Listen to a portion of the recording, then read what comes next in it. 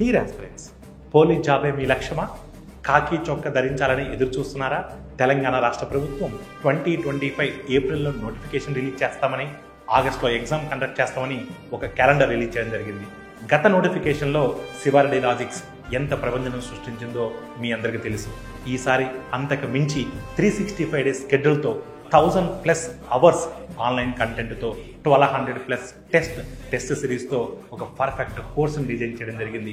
ఈ కోర్సులో very basic level నుంచి అడ్వాన్స్ లెవెల్లో బెస్ట్ ఆన్లైన్ కంటెంట్తో ఒక అద్భుతమైనటువంటి కోర్సును డిజైన్ చేయడం జరిగింది. కాకి జాబే లక్ష్యంగా పెట్టుకొని ప్రిపేర్ అవుతున్నటువంటి సీరియస్ ఆస్పిరెంట్స్ ఇమ్మీడియట్గా కాంపీట్ మైండ్స్ మొబైల్ యాప్ని డౌన్లోడ్ చేసుకుని కోర్సులో ఎన్రోల్ అయ్యి మీ ప్రిపరేషన్ స్టార్ట్ చేయండి. మీరు కలగంటున్నటువంటి మీ పోలీస్ జాబ్ మీ సొంతం చేసుకోండి. Thank you all. Welcome to compete minds. I think మీరందరూ కూడా ఈ ఫ్రీ మాక్ టెస్ట్ అనేది బాగా రాశారనుకుంటున్నాను. అయితే ఈ ఫ్రీ మాక్ టెస్ట్ ఎగ్జామ్ లో మనకి పాలిటీ నుంచి ఏమేం క్వశ్చన్స్ వచ్చాయి, దానికి సంబంధించిన ఎక్స్ప్లెనేషన్ అనేది కూడా మనం ఈ వీడియోలో ఒకసారి డిస్కస్ చేద్దామండి. ఓకే, ఫస్ట్ క్వశ్చన్ ఏమడుతున్నారు? మ్యాచింగ్ లిస్ట్ 1 విత్ లిస్ట్ 2 తో మ్యాచ్ చేయమంటున్నారు. ఒక సైడ్ లిస్ట్ లో వచ్చేసి మనకి కాన్స్టిట్యూయెంట్ అసెంబ్లీకి సంబంధించిన కమిటీస్ ఇచ్చారు, అనదర్ సైడ్ వచ్చేసి చైర్పర్సన్స్ ని ఇవ్వడం అయితే జరిగింది. అయితే అసలు కాన్స్టిట్యూయెంట్ అసెంబ్లీ అంటే ఏంటి అంటే, రాజ్యాంగ పరిషత్ అనేది మనకి 1946 లో ఏర్పాటు చేయడం అయితే జరిగింది.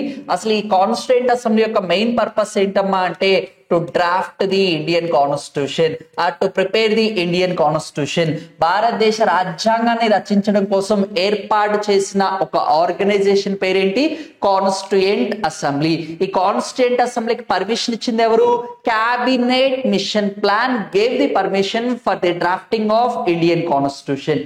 అయితే ఫైనల్ గా మనకి ఏంటి అంటే, రాజ్యాంగాన్ని రాసుకోవడం కోసం బ్రిటిషర్స్ అనే వాళ్ళు మనకి పర్మిషన్ అనేది అందించడం అయితే జరిగింది. ఏ సంవత్సరంలో అంట? 1946 లో. అయితే ఈ కాన్స్టిట్యూయెంట్ అసెంబ్లీలో సభ్యులను ఏం చేశారు అంటే, 8 మేజర్ కమిటీస్ 13 మైనర్ కమిటీస్ కింద అనేది డివైడ్ చేయడం అయితే జరిగింది. ఇక్కడ వాళ్ళకి సంబంధించిన కమిటీస్ ఇచ్చారు, ఆ కమిటీస్ చైర్పర్సన్స్ ని అడుగుతున్నారు. ఒకసారి చూద్దామండి. స్టీరింగ్ కమిటీ అంటున్నారు. స్టీరింగ్ అనేది చాలా చాలా ఇంపార్టెంట్. ఎవరికి? ఒక వెహికల్ కి. నువ్వు ఒక స్టీరింగ్ అనేది లెఫ్ట్ సైడ్ టర్న్ చేస్తే వెహికల్ కూడా లెఫ్ట్ సైడ్ టర్న్ అవుతుంది, అదే రైట్ సైడ్ టర్న్ చేసామంటే రైట్ సైడ్ టర్న్ అవుతూ ఉంటుంది. అలాగానే ఈ కాన్స్టిట్యూయెంట్ అసెంబ్లీకి సంబంధించిన స్టీరింగ్ అనేది ఎవరి చేతిలో ఉందమ్మా అంటే, మనకు వచ్చేసి డాక్టర్ బాబు రాజేంద్ర ప్రసాద్ గారి చేతిలో ఉండడం అయితే జరిగింది. ఎందుకు ఆయన చేతిలో ఉంది? He is the chair person of constituent assembly. ఈయన కాన్స్టిట్యూయెంట్ అసెంబ్లీకి చైర్ పర్సన్ గా ఉన్నాడు, ఇండియాకి కాదు. 1946 అంటే భారతదేశాన్ని ఇంకా బ్రిటిషర్సే పరిపాలిస్తున్నారు. అయితే కాన్స్టిట్యూయెంట్ అసెంబ్లీకి సంబంధించిన చైర్పర్సన్ ఎవరు? డాక్టర్ బాబు రాజేంద్ర ప్రసాద్ గారు. అది ఎప్పుడు నియమించారు అంటే 11th డిసెంబర్ 1946 రోజు వచ్చేసి అతన్ని మనకి ప్రెసిడెంట్ గా నియమించడం అయితే జరిగింది. దీన్ని second meeting of constituent assembly అంటాం. అయితే first meeting of constituent assembly అనేది 9th డిసెంబర్ 1946 రోజు జరగడం అయితే జరిగింది. ఈ ఫస్ట్ మీటింగ్ లో ఏం చేశారు అంటే, డాక్టర్ సచ్చిదానంద సిన్హా గారిని వచ్చేసి టెంపరరీ ప్రెసిడెంట్ గా నియమించడం అయితే జరిగింది. అయితే కాన్స్టిట్యూయెంట్ అసెంబ్లీకి సంబంధించి ఇనాగరల్ మీటింగ్ కి హెడ్ ఎవరు అంటే doctor Sachchidananda Sinha. Full time president ఎవరు అంటే బాబు రాజేంద్ర ప్రసాద్ గారు అని గుర్తుపెట్టుకోండి. ఇక్కడ ప్రాథమిక హక్కులకు సంబంధించిన ఉప కమిటీ అడుగుతున్నారు. ఇక్కడ అడ్వైజరీ కాదు, సబ్ కమిటీ అడుగుతున్నారు. ఇక్కడ అందరు కూడా ఏమనుకుంటారు అంటే, సర్దార్ వల్లభాయ్ పటేల్ గారు అనుకుంటారు. Advisory committee on fundamental rights అంటే మనకు వచ్చేసి సర్దార్ వల్లభాయ్ పటేల్ గారు. ఇక్కడ సబ్ కమిటీ అంటే మనకు వచ్చేసి జేపీ కృపాల్ని గారు ఉండడం అయితే జరిగింది. ఇక్కడ చాలా చాలా ఇంపార్టెంట్, కొంచెం కన్ఫ్యూజ్ అవుతారని ఇది ఇవ్వడం అయితే జరిగింది. యూనియన్ రాజ్యాంగ కమిటీ అంటే యూనియన్ కాన్స్టిట్యూషన్ కమిటీకి హెడ్ ఎవరు అంటే మనకు వచ్చేసి జవహర్లాల్ నెహ్రూ గారు ఉండడం అయితే జరిగింది. ప్రొవిన్షియల్ కాన్స్టిట్యూషన్ కమిటీకి వచ్చేసి సర్దార్ వల్లభాయ్ పటేల్ గారు ఉన్నారు.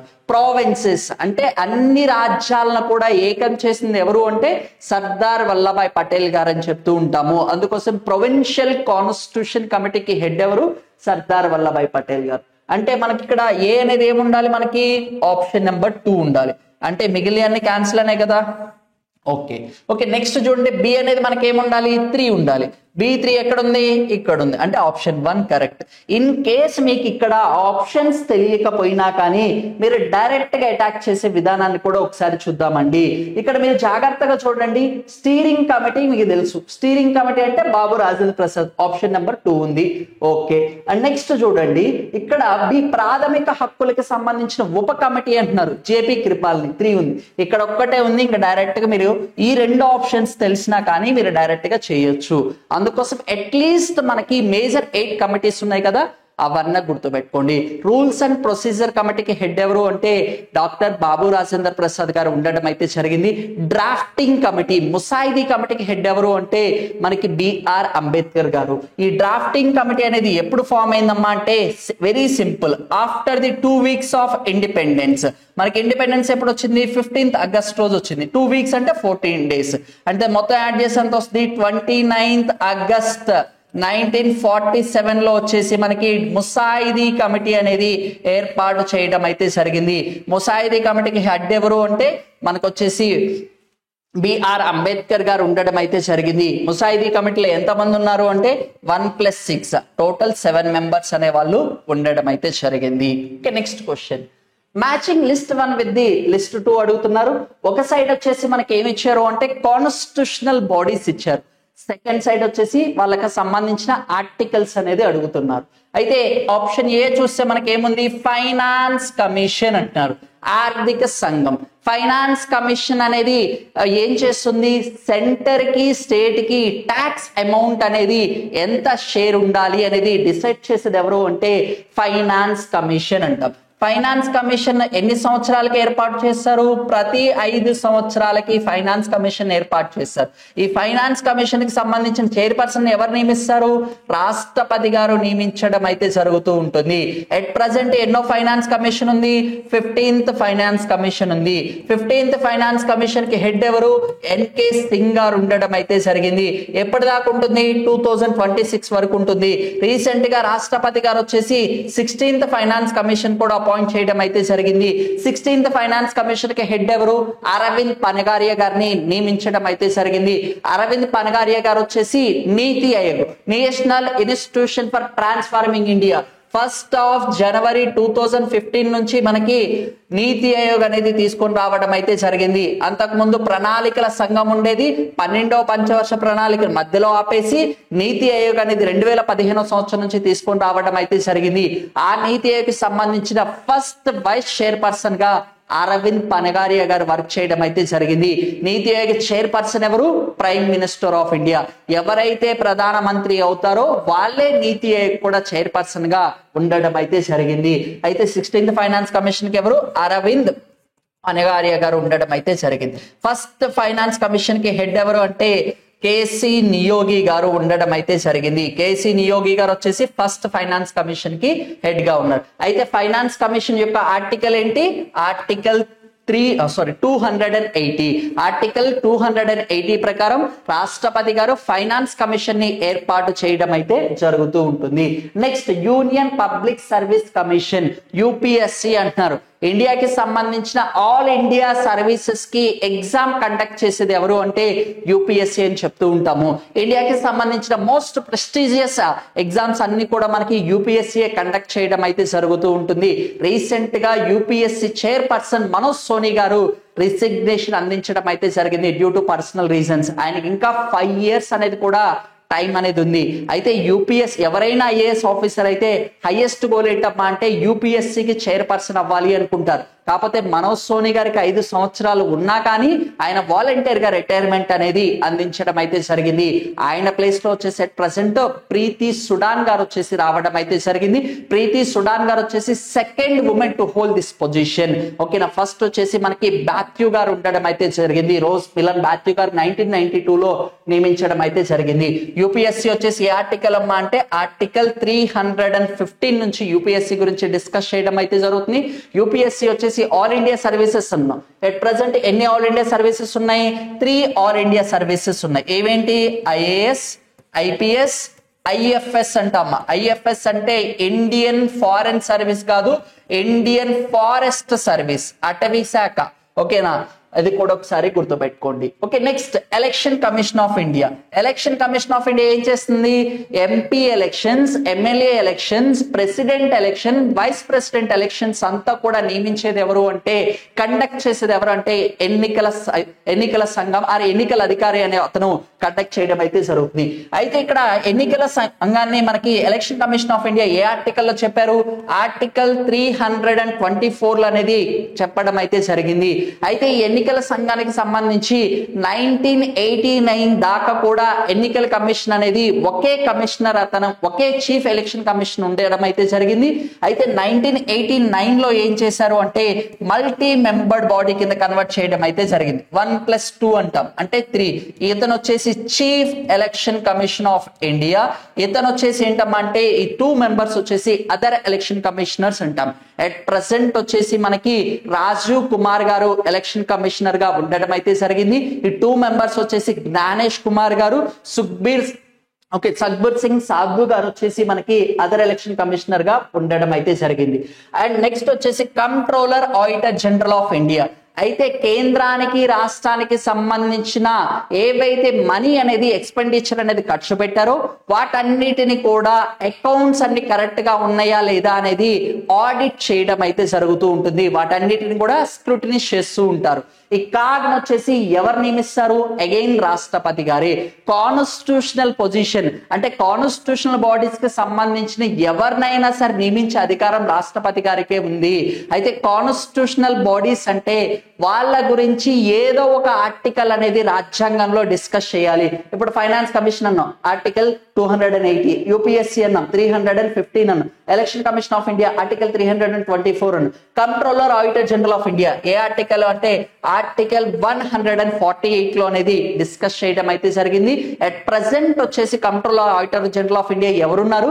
గిరీష్ చంద్ర ముర్ము గారు ఉండడం అయితే జరిగింది. At present president Droupadi Murmu గారు, ఎట్ ప్రెసెంట్ కాదు గిరీష్ చంద్ర ముర్ము గారు అని గుర్తుపెట్టుకోండి. ఓకే, దీనికి సంబంధించిన ఆప్షన్స్ చూద్దామండి ఒకసారి.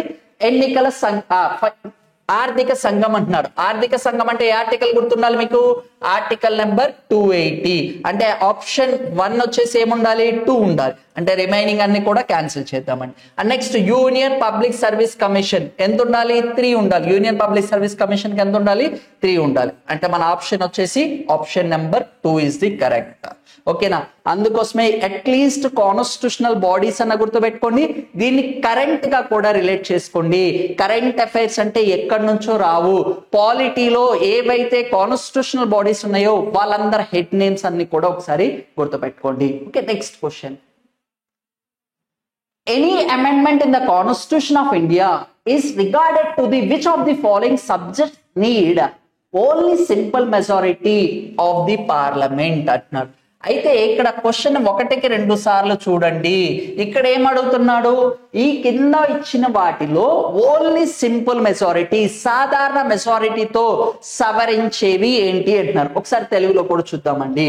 ఓకేనా? ఈ క్రింది అంశాల్లో దేనికి సంబంధించి భారతదేశ రాజ్యాంగంలో ఏదైనా సవరణకు పార్లమెంట్ లో సాధారణ మెజారిటీ మాత్రమే అవసరం అంటున్నారు. సాధారణ మెజారిటీ అంటున్నారు. అయితే ఇక్కడ మనకి కొన్ని మెజారిటీస్ అనేది ఉండడం అయితే జరిగింది.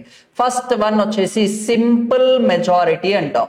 సింపుల్ మెజారిటీని మనం ఏమంటాము? సాధారణమైన మెజారిటీ అంటాం. ఈ సింపుల్ మెజారిటీ అంటే ఏం లేదు, 50% ఆఫ్ ప్రజెంట్ అండ్ ఓటింగ్. ఇక్కడ 50% అంటున్నాం. ఎట్ ప్రజెంట్ లోక్సభలో ఎంతమంది ఉన్నారు? 543 మెంబర్స్ ఉన్నారు. కొంతమంది ఏమంటారు? 545 సార్ అంటారు. అయితే మీరు ఒకప్పుడు కరెక్టే అమ్మా. ఇప్పుడు ఆంగ్లో ఇండియన్స్ అనే వాళ్ళు 2 లోక్సభలో ఉండేవాళ్ళు. వీళ్ళకి ఇచ్చిన రిజర్వేషన్స్ అనేది రీసెంట్ గా భారతదేశ రాజ్యాంగం అనేది వీళ్ళకి రద్దు చేయడం అయితే జరిగింది. 104వ రాజ్యాంగ సభ నుంచి ఆంగ్లో ఇండియన్స్ అనే వాళ్ళని నామినేట్ చేసే ప్రొసీజర్ అనేది రీసెంట్ గా దాన్ని స్టాప్ చేయడం అయితే జరిగింది. ఇప్పుడు ఎంతమంది ఉన్నారు? 543 మెంబర్స్ ఉన్నారు. ఈ 543 మెంబర్స్ లో మనకి 50% అంటే ఎంత? సింపుల్ గా 271.5 వస్తుంది. దీన్ని సింపుల్ మెజారిటీ అంటామా? లేదు. ఇక్కడ ఏమంటున్నా? ప్రజెంట్ అండ్ ఓటింగ్ అంటున్నా. ప్రజెంట్ అండ్ ఓటింగ్ అంటే 50% ఆఫ్, ఫర్ ఎగ్జాంపుల్ బయట వర్షం పడుతుంది అనుకుందాం, వర్షం పడుతుంటే అందరు బయటికి రావడానికి ఇష్టపడతారా? పార్లమెంట్కి రావడానికి ఇష్టపడతారా? వచ్చినా కానీ నిద్రపోవడానికి ఛాన్స్ అనేది ఎక్కువ ఉంటుంది. అందుకోసం కొంతమంది అటెండ్ అవ్వలేదు అనుకుందాం. ఎంతమంది అటెండ్ అయ్యారు అంటే ఫర్ ఎగ్జాంపుల్ 400 మెంబర్స్ అటెండ్ అయ్యారు అనుకుందాం. 400లో 50% అంటే ఎంత? 200. అవునా కదా? అంటే 200 మెంబర్స్ ఓట్ వేస్తే చాలన్నమాట. దీన్ని ఏమంటారు? సింపుల్ మెజారిటీ, సాధారణమైన మెజారిటీ అంటాం. అయితే ఈ యొక్క సాధారణమైన మెజారిటీని యూజ్ చేసి ఏ అంశాలు సవరించవచ్చు అంటున్నారు.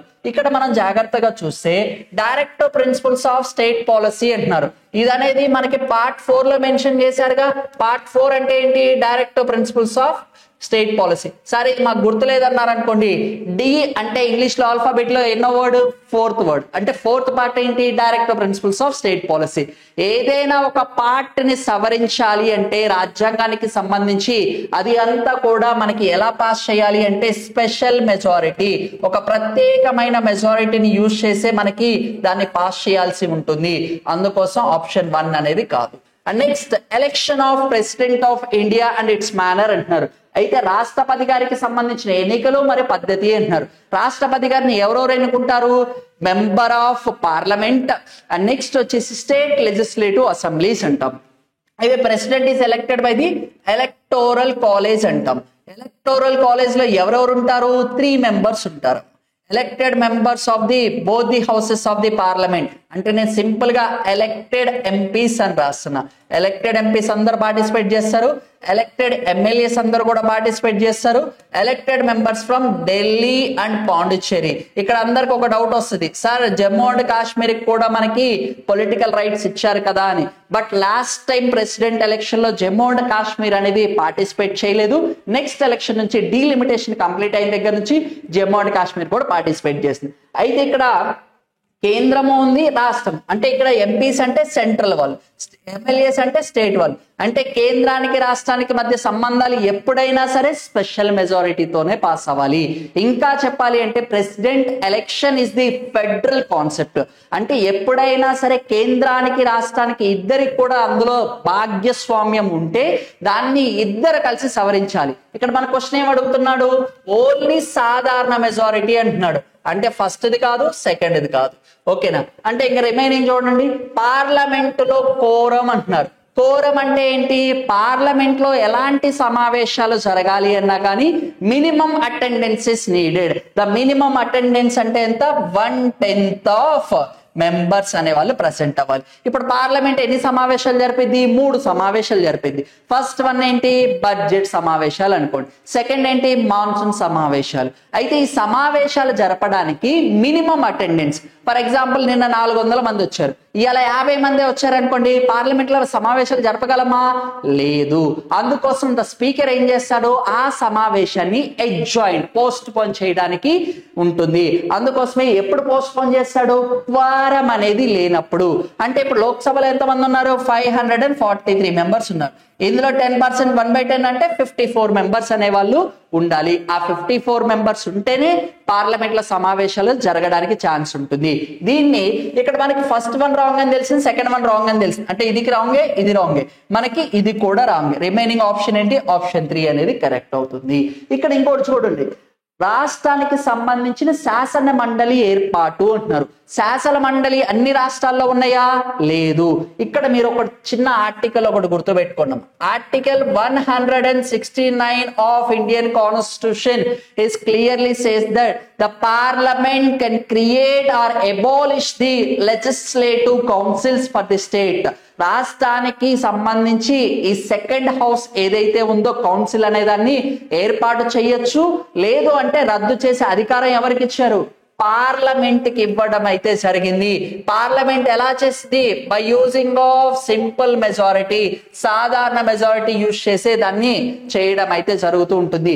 జనరల్ గా ఈ వర్డ్ మీరు బాగా విని ఉంటారు, మీకు డైరెక్ట్ గా ఇది ఒక్కటి తెలిసినా కానీ ఆప్షన్ 4 ఇందులోనే ఉంది, ఇది డైరెక్ట్ గా అటాక్ చేయొచ్చు. లేదు అంటే ఆదేశిక సూత్రాలు మీకు భారతదేశ రాజ్యాంగానికి సంబంధించిన పార్ట్ కి సంబంధించింది. అంటే పార్ట్ లో ఉంది కాబట్టి ఖచ్చితంగా దాన్ని స్పెషల్ మెజారిటీతోనే అమెండ్మెంట్ చేయాలి. అప్పుడు 1 రాంగ్ అని తెలిసినా కానీ మీరు డైరెక్ట్ గా ఆన్సర్ చేయడానికి ఉంటుంది. అట్ ప్రెసెంట్ ఎన్ని రాష్ట్రాల్లో శాసన మండలీస్ ఉన్నాయమ్మా అంటే 6 స్టేట్స్. ఒకప్పుడు 7 ఉండేవి. జమ్మూ అండ్ కాశ్మీర్ కి స్పెషల్ స్టేటస్ ఉన్నప్పుడు జమ్మూ అండ్ కాశ్మీర్ లో కూడా మనకి కౌన్సిల్ అనేది ఉంది. ఎట్ ప్రజెంట్ వచ్చేసి ఏపీ అండ్ తెలంగాణ ఈ 2 రాష్ట్రాలు కూడా పక్క పక్కన ఉంటే ఈజీ గుర్తు పెట్టుకోండి. కర్ణాటక అండ్ మహారాష్ట్ర ఈ 2 కూడా పక్క పక్కనే ఉంటాయి. నెక్స్ట్ యూపీ అండ్ బీహార్ ఈ 6 రాష్ట్రాలలోనే కౌన్సిల్స్ అనేది ఉన్నాయి. రిమైనింగ్ అన్ని స్టేట్స్ లో కూడా మనకి ఓన్లీ అసెంబ్లీసే ఉండడం అయితే జరిగింది. ఓకే, దీనికి సంబంధించిన option 3 is the correct. Next one, what is the percentage of total number of house of the people members that represented in the maximum number of ministers including prime minister in the council of ministers అంటున్నారు. అయితే ఇది question చాలా easy question అమ్మా. ఏం అడుగుతున్నారు, మంత్రి మండలిలో ప్రధానమంత్రి సహా గరిష్ట సంఖ్యలో మంత్రులకు ప్రాతినిధ్యం వహించే పీపుల్ హౌస్ లో సభ్యుల శాతం ఎంత అంటున్నాడు. క్వశ్చన్ చూసి పెద్దగా ఉంది అని కన్ఫ్యూజ్ అవ్వద్దు. ఇక్కడ ఏం అడుగుతున్నారు అంటే మనకి కౌన్సిల్ ఆఫ్ మినిస్టర్స్ అంటారు. ఏ కౌన్సిల్ ఆఫ్ మినిస్టర్స్, అక్కడ పీపుల్ హౌస్ ఇచ్చాడు. పీపుల్ హౌస్ అంటే ఏంటి, లోక్సభ. లోక్సభ అంటే ఎవరిది అడుగుతున్నాడు, సెంట్రల్ అడుగుతున్నారు. అంటే కేంద్ర మంత్రి మండలి గురించి అడుగుతున్నారు. కేంద్ర మంత్రి మండలి మొత్తం ఎంత శాతం ఉండాలి అంటే మనకి రాజ్యాంగంలో ఫస్ట్ లో ఒరిజినల్ గా చెప్పలేదు. 91వ రాజ్యాంగ సవరణ 2003 సంవత్సరం ప్రకారం తీసుకుంటే all the council of ministers strength will not exceeds the 15% of పార్లమెంటా ఆర్ లోక్సభనా. అంటే ఏంటమ్మా అంటే లోక్సభ. ఇక్కడ పార్లమెంట్ కాదు, 15% ఆఫ్ లోక్సభ. అంటే ఇక్కడ ఏంటంటే ఎంత మందికి కావాలంటే అంత మందికి మినిస్టర్స్ ఇవ్వచ్చా, ఇవ్వకూడదు. ఎంత శాతం వరకు ఇవ్వాలంట, 15%. 15% ఏది తీసుకుంటున్నాడు, లోక్సభ. లోక్సభలో ఇప్పుడు ఎంత మంది ఉన్నారు, 543 మెంబర్స్ ఉంటారు కదా. ఈ 543లో 15% వరకే మినిస్టర్స్ నిగా కన్వర్ట్ చేయాలి. మొత్తానికి కూడా మినిస్టర్స్ ఇవ్వచ్చా అంటే ఇవ్వకూడదు. రాజ్యాంగానికి సంబంధించి 91వ రాజ్యాంగ సవరణలో ఇది క్లియర్ గా చెప్పడం అయితే జరిగింది. మీరు ఇంకా డీటెయిల్ గా చూస్తే ఆర్టికల్ 75 క్లాజ్ 1A లో తీసుకుంటే ఇది 91వ రాజ్యాంగ సవరణ నుంచి యాడ్ చేయడం అయితే జరిగింది. ఇంక్లూడింగ్ ప్రైమ్ మినిస్టర్, ప్రధానమంత్రితో కలుపుకొని మొత్తం 15% మించి ఉండకూడదు. ఇక్కడ కొంతమందికి డౌట్ వస్తాం, దీన్ని లెజిస్లేచర్ అనుకోండి, దీన్ని ఎగ్జిక్యూటివ్ అనుకోండి. అయితే ఇండియాలో వచ్చేసి ఎలాంటి మోడల్ ఉంది అంటే పార్లమెంటరీ ఫార్మ్ ఆఫ్ సిస్టమ్ అంటాం. పార్లమెంటరీ ఫార్మ్ ఆఫ్ గవర్నమెంట్ అంటే శాసన శాఖని కార్యనిర్వహణ శాఖ నుంచి తీసుకోవడం అయితే జరుగుతూ ఉంటుంది. ఈ కౌన్సిల్ ఆఫ్ మినిస్టర్స్ నేనేమంటున్నాను, కార్యనిర్వహణ శాఖ అంటున్నాను. ఈ లెజిస్లేచర్ శాసన శాఖ అంట. ఈ రెండింటిని ఇప్పుడు కార్యనిర్వహణ శాఖను ఎక్కడి నుంచి తీసుకుంటున్నాము, శాసన శాఖ నుంచి తీసుకుంటున్నాము. అయితే ఇండియాలో మినిస్టర్ అవ్వాలి అంటే ఫస్ట్ ఖచ్చితంగా ఆయన మెంబర్ ఆఫ్ పార్లమెంట్ అయ్యి ఉండాలి అని కూడా ఒకసారి గుర్తుపెట్టుకోండి. ఇక్కడ ఏం అడుగుతున్నారు, పర్సంటేజ్ అడుగుతున్నారు కాబట్టి 15% is correct. Okay, next question. In which house the presiding officer is not the member of the house? Presiding officer లో ఎవరు ఆ సభలో సభ్యుడు కాదు అంటున్నారు. ఇక్కడ మనకి లోక్సభ ఉంది. లోక్సభలో ప్రిసైడింగ్ ఆఫీసర్ ఎవరు ఉంటారు, స్పీకర్ గారు ఉంటారు. స్పీకర్ గారిని వచ్చేసి ఏ ఆర్టికల్ ప్రకారం నియమిస్తారు, ఆర్టికల్ 93 ఆఫ్ ఇండియన్ కాన్స్టిట్యూషన్ ప్రకారం తీసుకుంటే స్పీకర్ అండ్ డిప్యూటీ స్పీకర్ గారిని నియమించడం అయితే జరుగుతూ ఉంటుంది. స్పీకర్ ని ఎలక్టెడ్ వన్నా నామినేటెడ్ వన్నా అంటే స్పీకర్ గారు వచ్చేసి ఎలక్టెడ్ పర్సన్. ఎప్పుడైతే మనకి లోక్సభ ఫామ్ అవుతుందో, లోక్సభ ఫామ్ అయ్యాక మనకి స్పీకర్ గారికి ఎలక్షన్స్ ఎవరు కండక్ట్ చేస్తారంటే నోటిఫికేషన్ ఇష్యూ చేసేది మనకి రాష్ట్రపతి గారు ఇష్యూ చేయడం అయితే జరుగుతుంది. ఫైనల్ గా మనకి స్పీకర్ ఎలక్షన్స్ అన్ని కంప్లీట్ అయ్యాక ఆ హౌస్ లో సభ్యులందరూ కలిసి ఒక పర్సన్ ని స్పీకర్ గా ఎన్నుకోవడం అయితే జరుగుతూ ఉంటుంది. అయితే లోక్సభ స్పీకర్ ఎక్కడి నుంచి తీసుకుంటాము, లోక్సభ ఇట్ సెల్ఫ్. అయితే రాజ్యసభకి సంబంధించి ఆర్టికల్ 89 ఆఫ్ ఇండియన్ కాన్స్టిట్యూషన్ ప్రకారం తీసుకుంటే ద రాజ్యసభకి ఎవరుంటారమ్మా అంటే చైర్ పర్సన్ అని ఆయన ఉంటాడు. ఈ చైర్ పర్సన్ ఎవరు, వైస్ ప్రెసిడెంట్ ఆఫ్ ఇండియా. ఈ వైస్ ప్రెసిడెంట్ ఆఫ్ ఇండియా ఎవరైతే అవుతారో ఆయన ఏం చేస్తారమ్మా అంటే ఎక్స్ అఫిషియో చైర్పర్సన్ గా నియమిస్తారు. ఎక్స్ అఫిషియో అంటే ఏంటి అంటే మనకు వచ్చేసి అయితే ఒక పోస్ట్ ఉండి ఇంకొక పోస్ట్ యాడ్ ఆన్ అయితే దాన్ని ఎక్స్ అఫిషియో అంటాం. ఉపరాష్ట్రపతి ఎవరైతే అవుతారో అతనే వచ్చేసి రాజ్యసభకి చైర్పర్సన్ గా అవ్వడం అయితే జరుగుతూ ఉంటుంది. అయితే రాజ్యసభ చైర్పర్సన్ ఎక్కడ నుంచి తీసుకుంటాము? Out side. ఇక్కడ ఏమడిగాడు? నాట్ ది మెంబర్ అంటున్నారు. ప్రిసైడింగ్ అధికారి ఆ సభలో సభ్యుడు కాదు అంటున్నారు. ఎవరు అంటే రాజ్యసభకు సంబంధించిన సభ్యులు. అయితే ఇక్కడ విధానసభ అన్నారు. విధానసభ రాష్ట్రానికి సంబంధించిన అసెంబ్లీ. అసెంబ్లీకి ఎవరుంటారు? స్పీకర్. స్పీకర్ ను కూడా ఆ సభలో ఉంచే తీసుకుంటారు. విధాన పరిషత్. విధాన పరిషత్ అనేది అన్ని రాష్ట్రాల్లో ఉన్నాయా? లేవని చెప్పాము. ఇందాలే 6 రాష్ట్రాల్లోనే ఉన్నాయని చెప్పాము. ఈ విధాన పరిషత్ కి సంబంధించి ఉప గవర్నర్ అనే పోస్ట్ ఉందా? గవర్నర్ కూడా ఎన్నుకోబడిన వ్యక్తి కాదు. అయితే ఉప గవర్నర్ పోస్ట్ లేదు కాబట్టి మనకి ఏం చేశారు అంటే ఈ చైర్పర్సన్ ని, ఇది కౌన్సిల్ కి చైర్పర్సన్ ని ఆ సభలో ఎవరో ఒకరిని నియమించడం అయితే జరుగుతూ ఉంటుంది. అందుకోసం మన ఆప్షన్ ఏంటి అంటే Rajya Sabha is the correct one. Okay, next one. The first proclamation of emergency under Article 352 was made by the President in which year అంటారు.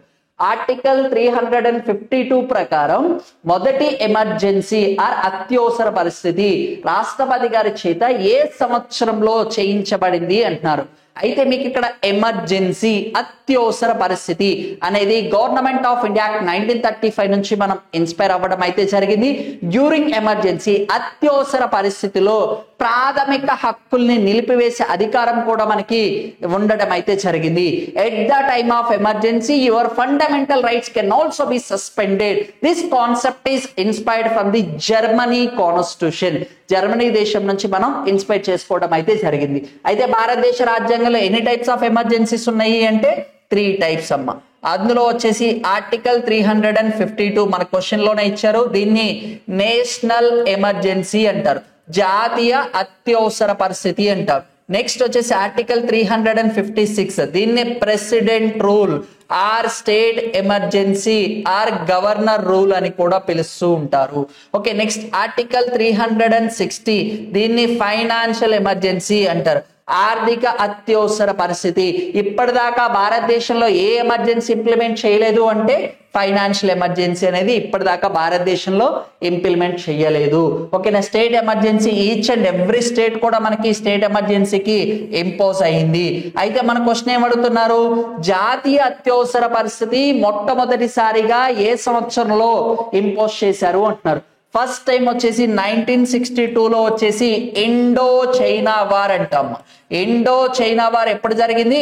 1962 26 అక్టోబర్ లో వచ్చేసి మనకి రాష్ట్రపతి గారు వచ్చేసి జాతీయ అత్యవసర పరిస్థితి అనేది ఇండియాలో ఇంప్లిమెంట్ చేయడం అయితే జరిగింది. అత్యవసర పరిస్థితి ఎవరు ఇంప్లిమెంట్ చేస్తారు? రాష్ట్రపతి గారి చేత నియమించడం అయితే జరుగుతూ ఉంటుంది. ఓకేనా, అందుకోసం ఇక్కడ ఆన్సర్ ఏంటి అంటే వచ్చేసి 1962లో ఇంప్లిమెంట్ చేయడం అయితే జరిగింది. 1965లో కూడా ఇండియాకి పాకిస్తాన్ వార్ జరిగింది. అప్పుడు ఎమర్జెన్సీ అనేది ఇంప్లిమెంట్ చేయలేదు. అండ్ అగైన్ వచ్చేసి ఎప్పుడు ఇంప్లిమెంట్ చేశారమ్మా అంటే 1971లో ఏ వార్ జరిగింది? Indo versus Pak war. ఏ పాక్ అంటే ఈస్ట్ పాకిస్తాన్. 1971లో వచ్చేసి బంగ్లాదేశ్ కు మనకు సపోర్ట్ చేయడం అయితే జరిగింది. అయితే ఫైనల్ గా బంగ్లాదేశ్ అనేది సపరేట్ కంట్రీగా ఎప్పుడు ఫామ్ అయింది అంటే 1971. ఆ టైంలో కూడా మనం ఎమర్జెన్సీ అనేది ఇంప్లిమెంట్ చేయడం అయితే జరిగింది. ఫర్ ది ఫస్ట్ టైం వచ్చేసి 1975, 1976 ఆ టైంలో వచ్చేసి for the first time internal grounds అంటే భారతదేశంలో మనకి ఇంటర్నల్ గా జరిగిన కలహాల వల్ల మొట్టమొదటిసారిగా ఎమర్జెన్సీ అనేది ఇంప్లిమెంట్ చేయడం అయితే జరిగింది. అప్పుడు ప్రైమ్ మినిస్టర్ ఎవరు? ఇందిరాగాంధీ గారి టైంలో. ఓకేనా, ఫస్ట్ టైం ఇంటర్నల్ గ్రౌండ్స్. ఓకేనా, ఇంటర్నల్ గ్రౌండ్స్ లో ఎప్పుడు ఎమర్జెన్సీ ఇంపోజ్ చేశారు అంటే 1976 అని గుర్తుపెట్టుకోండి. అప్పుడు ప్రెసిడెంట్ ఎవరమ్మా అంటే మనకు వచ్చేసి ఫక్రుద్దీన్ అలీ అహ్మద్ గారు ఉండడం అయితే జరిగింది.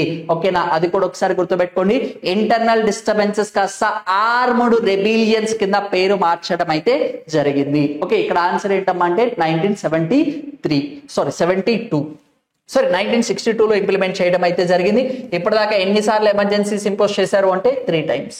Next one, Which of the following article deals with the impeachment process against to the President of India? రాష్ట్రపతి గారి మీద అభిశంసన ప్రక్రియ అనేది ఏ అధికారం ప్రకారం ఇంప్లిమెంట్ చేయడం అయితే జరుగుతుంది అంటున్నారు. ఇక్కడ రాష్ట్రపతి గారికి సంబంధించి ఇంపీచ్మెంట్ అయితే రాష్ట్రపతి గారి ఆయన పదవి నుంచి తొలగించొచ్చా? Yes. Only one condition is mention in the Indian constitution, that is called it as an violation of Indian constitution. ఎప్పుడైనా సరే ఆయన భారతదేశ రాజ్యాంగాన్ని ఉల్లంఘిస్తే ఆ టైంలో రాష్ట్రపతి గారిని ఆయన పదవి నుంచి తొలగించడం అయితే జరుగుతుంది. అయితే అది ఏ ఆర్టికల్ అంటున్నారు? ఆర్టికల్ 58 అంటున్నారు. ఆర్టికల్ 58 ఏంటి? క్వాలిఫికేషన్స్, అర్హతల గురించి చెప్పడం అయితే జరిగింది. ఎలాంటి క్వాలిఫికేషన్స్ ఉండాలి రాష్ట్రపతి అవ్వాలి అంటే? మనకి మేజర్ గా వచ్చేసి ఫస్ట్ సిటిజన్ ఆఫ్ ఇండియా, భారతదేశ పౌరుడై ఉండాలి. సెకండ్ వచ్చేసి 35 years ఆఫ్ ఏజ్ అనేది నిండి ఉండాలి. ఈ must be qualify as a member of Lok Sabha MP. Lok Sabha ఎంపీకి ఎలాంటి క్వాలిఫికేషన్స్ అయితే ఉంటాయో అవన్నీ కూడా అతనికి ఉండాలి. నెక్స్ట్ వచ్చేసి should not hold any office of profit. ఎలాంటి ఆఫీస్ ఆఫ్ ప్రాఫిట్ అనేది ఉండకూడదు. ఇదేంటి? అర్హతల గురించి. ఆర్టికల్ 59 వచ్చేసి ఏం చెప్తుందమ్మా అంటే కండిషన్స్. అయితే ఎవరైతే రాష్ట్రపతి అవుతారో ఆయనకి లోక్సభలో కానీ రాజ్యసభలో కానీ సభ్యత్వం అనేది ఉండకూడదు.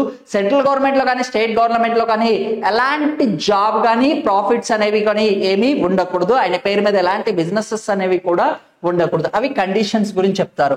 ఆర్టికల్ 60 ఏంటి? ఓత్ అంటే ప్రమాణ స్వీకారం గురించి చెప్పడం అయితే జరుగుతుంది. అయితే రాష్ట్రపతి గారి యొక్క ప్రమాణ స్వీకారం ఎవరు తీసుకుంటారు? Chief justice of India. Chief justice of India యొక్క ప్రమాణ స్వీకారం ఎవరు తీసుకుంటారు? రాష్ట్రపతి గారు. అయితే 60 అంటే ప్రమాణ స్వీకారం గురించి చెప్పడం అయితే జరుగుతుంది. ఆర్టికల్ 61 వచ్చేసి ఏంటమ్మా అంటే ఇంపీచ్మెంట్. ఓకేనా? అభిశంసన ప్రక్రియ గురించి అనేది చెప్పడం అయితే జరిగింది. రాష్ట్రపతి గారిని ఒకటే కండిషన్ మీద తీసేయడం అయితే జరుగుతుంది. అది violation of Indian constitution. Direct గా రాష్ట్రపతి గారిని తీసేయొచ్చా అంటే లేదు. ఫస్ట్ ఒక రెజల్యూషన్ అనేది పాస్ చేస్తారు. ఆ రెజల్యూషన్ అనేది 1/4 ఆఫ్ ది హౌస్ అనేది సపోర్ట్ చేయాలి. ఈ రెజల్యూషన్ పాస్ అయ్యాక రాష్ట్రపతి గారికి ఒక 14 రోజుల నోటీస్ అనేది అందించడం అయితే జరుగుతుంది. ఈ 14 రోజుల నోటీస్ అనేది అందించినాక రాష్ట్రపతి గారు ఇండియా నుంచి విదేశాలకి వెళ్ళకూడదు. ఏదైనా అఫీషియల్ విజిట్ ఉన్నా కానీ దాన్ని పోస్ట్ పోన్ చేసుకోవాలి. ఈ 14 రోజుల్లో ఏం చేస్తారమ్మా అంటే ఏదో ఒక హౌస్ లో ఏం చేస్తారు అంటే మనకి ఏం చేస్తారు అంటే ఈ ఇంపీచ్మెంట్ ప్రాసెస్ అనేది స్టార్ట్ చేస్తారు. అయితే రాష్ట్రపతి గారిని తొలగించే విధానం అనేది లోక్సభలో ఇంట్రడ్యూస్ చేయాలా, రాజ్యసభలో ఇంట్రడ్యూస్ చేయాలంటే either house of the parliament, A house లో అయినా ఇంట్రడ్యూస్ చేయొచ్చు. ఫర్ ఎగ్జాంపుల్ ఇక్కడ నేను లోక్సభలో తీసుకువచ్చారు అనుకుందాం. ఈ లోక్సభలో ఎంత మెజారిటీతో పాస్ అవ్వాలి? స్పెషల్ మెజారిటీ అంటాం. ఈ స్పెషల్ మెజారిటీ అంటే ఏంటి? 2/3 మెజారిటీ. 2/3 మెజారిటీ ఏం తీసుకుంటాము? Total membership of house. ఆ రోజు ఎంతమంది వచ్చారు అనేది మనకి సంబంధం లేదు. మొత్తం మనకి లోక్సభలో ఎంతమంది ఉన్నారు? 543 మెంబర్స్ ఉంటారు. ఈ 543లో 2/3 మెజారిటీ అనేది తీసుకోవడం అయితే జరుగుతూ ఉంటుంది. ఇన్ కేస్ లోక్సభలో పాస్ అయితే రాజ్యసభలో ఓటింగ్ అనేది కండక్ట్ చేయరు. ద సెకండ్ హౌస్, దాన్ని ఏమంటున్నారు? ఫస్ట్ హౌస్ లోక్సభ అనుకుంటే second house we called it as an investigation house. ఆయన నిజంగానే భారతదేశ రాజ్యాంగాన్ని ఉల్లంఘించారా అని చెప్పేసి అవన్నీ చెక్ చేశాక ఫైనల్ గా ఆ ఇన్వెస్టిగేషన్ లో కూడా ఆయన భారతదేశ రాజ్యాంగాన్ని ఉల్లంఘించినట్టు తెలిస్తే అప్పుడు రాష్ట్రపతి గారిని తొలగించడం అయితే జరుగుతుంది. ఇప్పటిదాకా ఎవరి మీద కూడా ఇలాంటి ఇంపీచ్మెంట్ ప్రాసెస్ అనేది మూవ్ చేయలేదు. Next, in the constitution of India the term federal appears. Okay, భారతదేశ రాజ్యాంగంలో సమైక్య అనే పదం అనేది ఎక్కడ కనిపిస్తుంది అంటున్నారు. పీఠికన అండ్ రాజ్యాంగంలో 3వ భాగంలోన ఆర్టికల్ 368 పైవేవి కాదా అంటున్నారు. సమైక్య, ఫెడరల్ అంటే డ్యూయల్ అని గుర్తుపెట్టుకోండి. ఇంకా మాకు కష్టంగా ఉంది సార్ అంటే ఫెడరల్ అంటే అగ్రిమెంట్ అని గుర్తుపెట్టుకోండి. అయితే America we call it as an federation or federation of states అంటారు అమెరికాని. అమెరికా ఏం చేస్తుందమ్మా అంటే ఒక 50 రాష్ట్రాల యొక్క కలయిక ఒక అగ్రిమెంట్ అనేది చేసుకోవడం అయితే జరిగింది. ఇండియా అనేది అగ్రిమెంట్ బేస్ మీద ఫామ్ అయిందా? India is not formed on the basis on the agreement. If you observe that Article 1 of Indian Constitution is clearly says that India is the union of states. అన్ని రాష్ట్రాల యొక్క కలయికనే మన భారతదేశం అని పిలవడం అయితే జరుగుతుంది. అయితే ఇండియాలో అగ్రిమెంట్ ఉందా? లేదు. అంటే ఫెడరల్ అనే పదం ఎక్కడైనా ఉందా? ఎక్కడా లేదు. In entire Indian constitution nowhere mention the term called it as an federal. Federal సమైక్య అనే పదం అనేది ఎక్కడా కూడా మెన్షన్ చేయలేదు. But India follows the federal system. India అనేది ఫెడరల్ సిస్టమ్ అనేది ఫాలో అవ్వడం అయితే జరుగుతుంది. ఏదైనా ఒక కంట్రీ ఫెడరల్ అనాలి అంటే మనకి ముందుగా 4 కండిషన్స్ అనేది మ్యాండేటరీ. ఒక సమైక్య అని పిలవాలి అంటే ఏదైనా ఒక దేశాన్ని 3 కండిషన్స్ అనేది మ్యాండేట్. 4 కండిషన్స్. ఫస్ట్ వన్ వచ్చేసి రిటర్న్ కాన్స్టిట్యూషన్, అంటే లిఖిత పూర్వపు రాజ్యాంగం అనేది ఉండాలి. భారతదేశానికి రిటర్న్ కాన్స్టిట్యూషన్ ఉందా లేదా? ఎస్, భారతదేశానికి రిటర్న్ కాన్స్టిట్యూషన్ ఉంది. ఎవరు రాశారు? కాన్స్టిట్యూయెంట్ అసెంబ్లీ డ్రాఫ్ట్ చేసింది కదా. ఓకే, అంటే ఫస్ట్ గ్రౌండ్ మనం క్వాలిఫై అయ్యాం. అంటే సెకండ్ వచ్చేసి డివిజన్ ఆఫ్ పవర్స్ అంటాం. డివిజన్ ఆఫ్ పవర్స్, అధికారాలు అనేది సెంట్రల్ గవర్నమెంట్ కి స్టేట్ గవర్నమెంట్ కి ఇవ్వాలి. అయితే ఇది ఎక్కడ కనబడుతుంది మీకు? 7th షెడ్యూల్, షెడ్యూల్ నెంబర్ 7 ఏంటి? Division of powers. Union list, state list, concurrent list. కేంద్ర జాబితా, రాష్ట్ర జాబితా, ఉమ్మడి జాబితా అంటాం. కేంద్ర జాబితాలో ఇప్పుడు ఎన్ని సబ్జెక్ట్స్ ఉన్నాయి? 100 సబ్జెక్ట్స్ ఉన్నాయి. రాష్ట్ర జాబితాలో ఎన్ని లా మేకింగ్ పవర్స్ ఉన్నాయి? 61 ఉన్నాయి. అయితే మనకి ఉమ్మడి జాబితాలో ఎన్ని ఉన్నాయి? ఇప్పుడు 52 ఉండడం అయితే జరిగింది. అయితే ఇండియాలో డివిజన్ ఆఫ్ పవర్స్ ఉన్నాయా లేవా? ఉన్నాయి. అయితే ఫెడరల్ అంటే ఏం చెప్పా మీకు? డ్యూయల్ అని గుర్తుపెట్టుకోమన్నా. అంటే కేంద్రానికి రాష్ట్రానికి ఈక్వల్ పవర్స్ ఉన్నాయా? కేంద్రానికి ఏమో లా మేకింగ్ పవర్స్ 100 ఇచ్చారు, అండ్ స్టేట్ కి ఏమో 61 ఇచ్చారు. ఈ 100 లో కూడా మనకి మిసైల్ టెక్నాలజీ కానీ, స్పేస్ టెక్నాలజీ కానీ, ఫర్ ఎగ్జాంపుల్ డిఫెన్స్ టెక్నాలజీ కానీ, టెలికాం రిఫార్మ్స్ కానీ, మిలిటరీ పరంగా అన్ని కూడా సెంట్రల్ గవర్నమెంట్ కి ఇచ్చారు. స్టేట్స్ కి ఏమి ఇచ్చారు? లిక్కర్, బెట్టింగ్, గ్యాంబ్లింగ్, ఎంటర్టైన్మెంట్ ఇచ్చారు. ఇవి ఇంపార్టెంటా అంటే సెంట్రల్ గవర్నమెంట్ దగ్గర ఉన్నాయి, ఇంపార్టెంట్. అందుకోసమే important subjects are kept with the centre, unimportant subjects are given to the state అంటాము. అందుకోసం ఇక్కడ డివిజన్ ఆఫ్ పవర్స్ అనేది ఈక్వల్ గా ఉన్నాయా? లేదు. బట్ ఇక్కడ ఏంటి? డివిజన్ ఆఫ్ పవర్స్ అయితే ఉన్నాయి కానీ బట్ ఇట్స్ నాట్ ఈక్వల్. అందుకోసమే India is not like a completely federal. India అనేది కంప్లీట్ గా ఫెడరల్ అనేది కాదు. అండ్ నెక్స్ట్ వచ్చేసి ఏమంటామా అంటే రిజిడిటీ. అంటే రిజిడ్ అంటే కఠినంగా ఉండాలి. ఎక్కడ? Amending of Indian constitution. భారతదేశ రాజ్యాంగాన్ని సవరించడంలో కొన్ని చోట్ల స్పెషల్ మెజారిటీ పాస్ అవుతుంది, కొన్ని చోట్ల special majority with 50% of state legislative assemblies ratification అంటాం. అంటే కఠినంగా కూడా ఉంది. అండ్ నెక్స్ట్ వచ్చేసి మనకి ఇండిపెండెన్స్ ఆఫ్ జుడిషియరీ అంటాం. ఇండిపెండెన్స్ ఆఫ్ జుడిషియరీ అనేది అంటే స్వతంత్రపు న్యాయశాఖ ఉండాలి. అయితే ఇవన్నీ ఉన్నాయా లేవా? రిజిడిటీ ఉంది, ఇండిపెండెన్స్ ఆఫ్ జుడిషియరీ ఉంది. కాకపోతే డివిజన్ ఆఫ్ పవర్స్ అనేది నాట్ డివైడెడ్ ఈక్వల్లీ. అందుకోసమే ఇండియా అనేది ఫెడరల్ కాదు, but India follows the federal. But final గా ఏమన్నారు అంటే KC Wheare suggested that India is the quasi federal, పాక్షిక సమైక్య సిస్టమ్ అనేది ఉంది అన్నారు. ఈ పదం కూడా ఎక్కడ భారతదేశ రాజ్యాంగంలో మెన్షన్ చేయలేదు, అందుకోసం పైవేవి కాదు.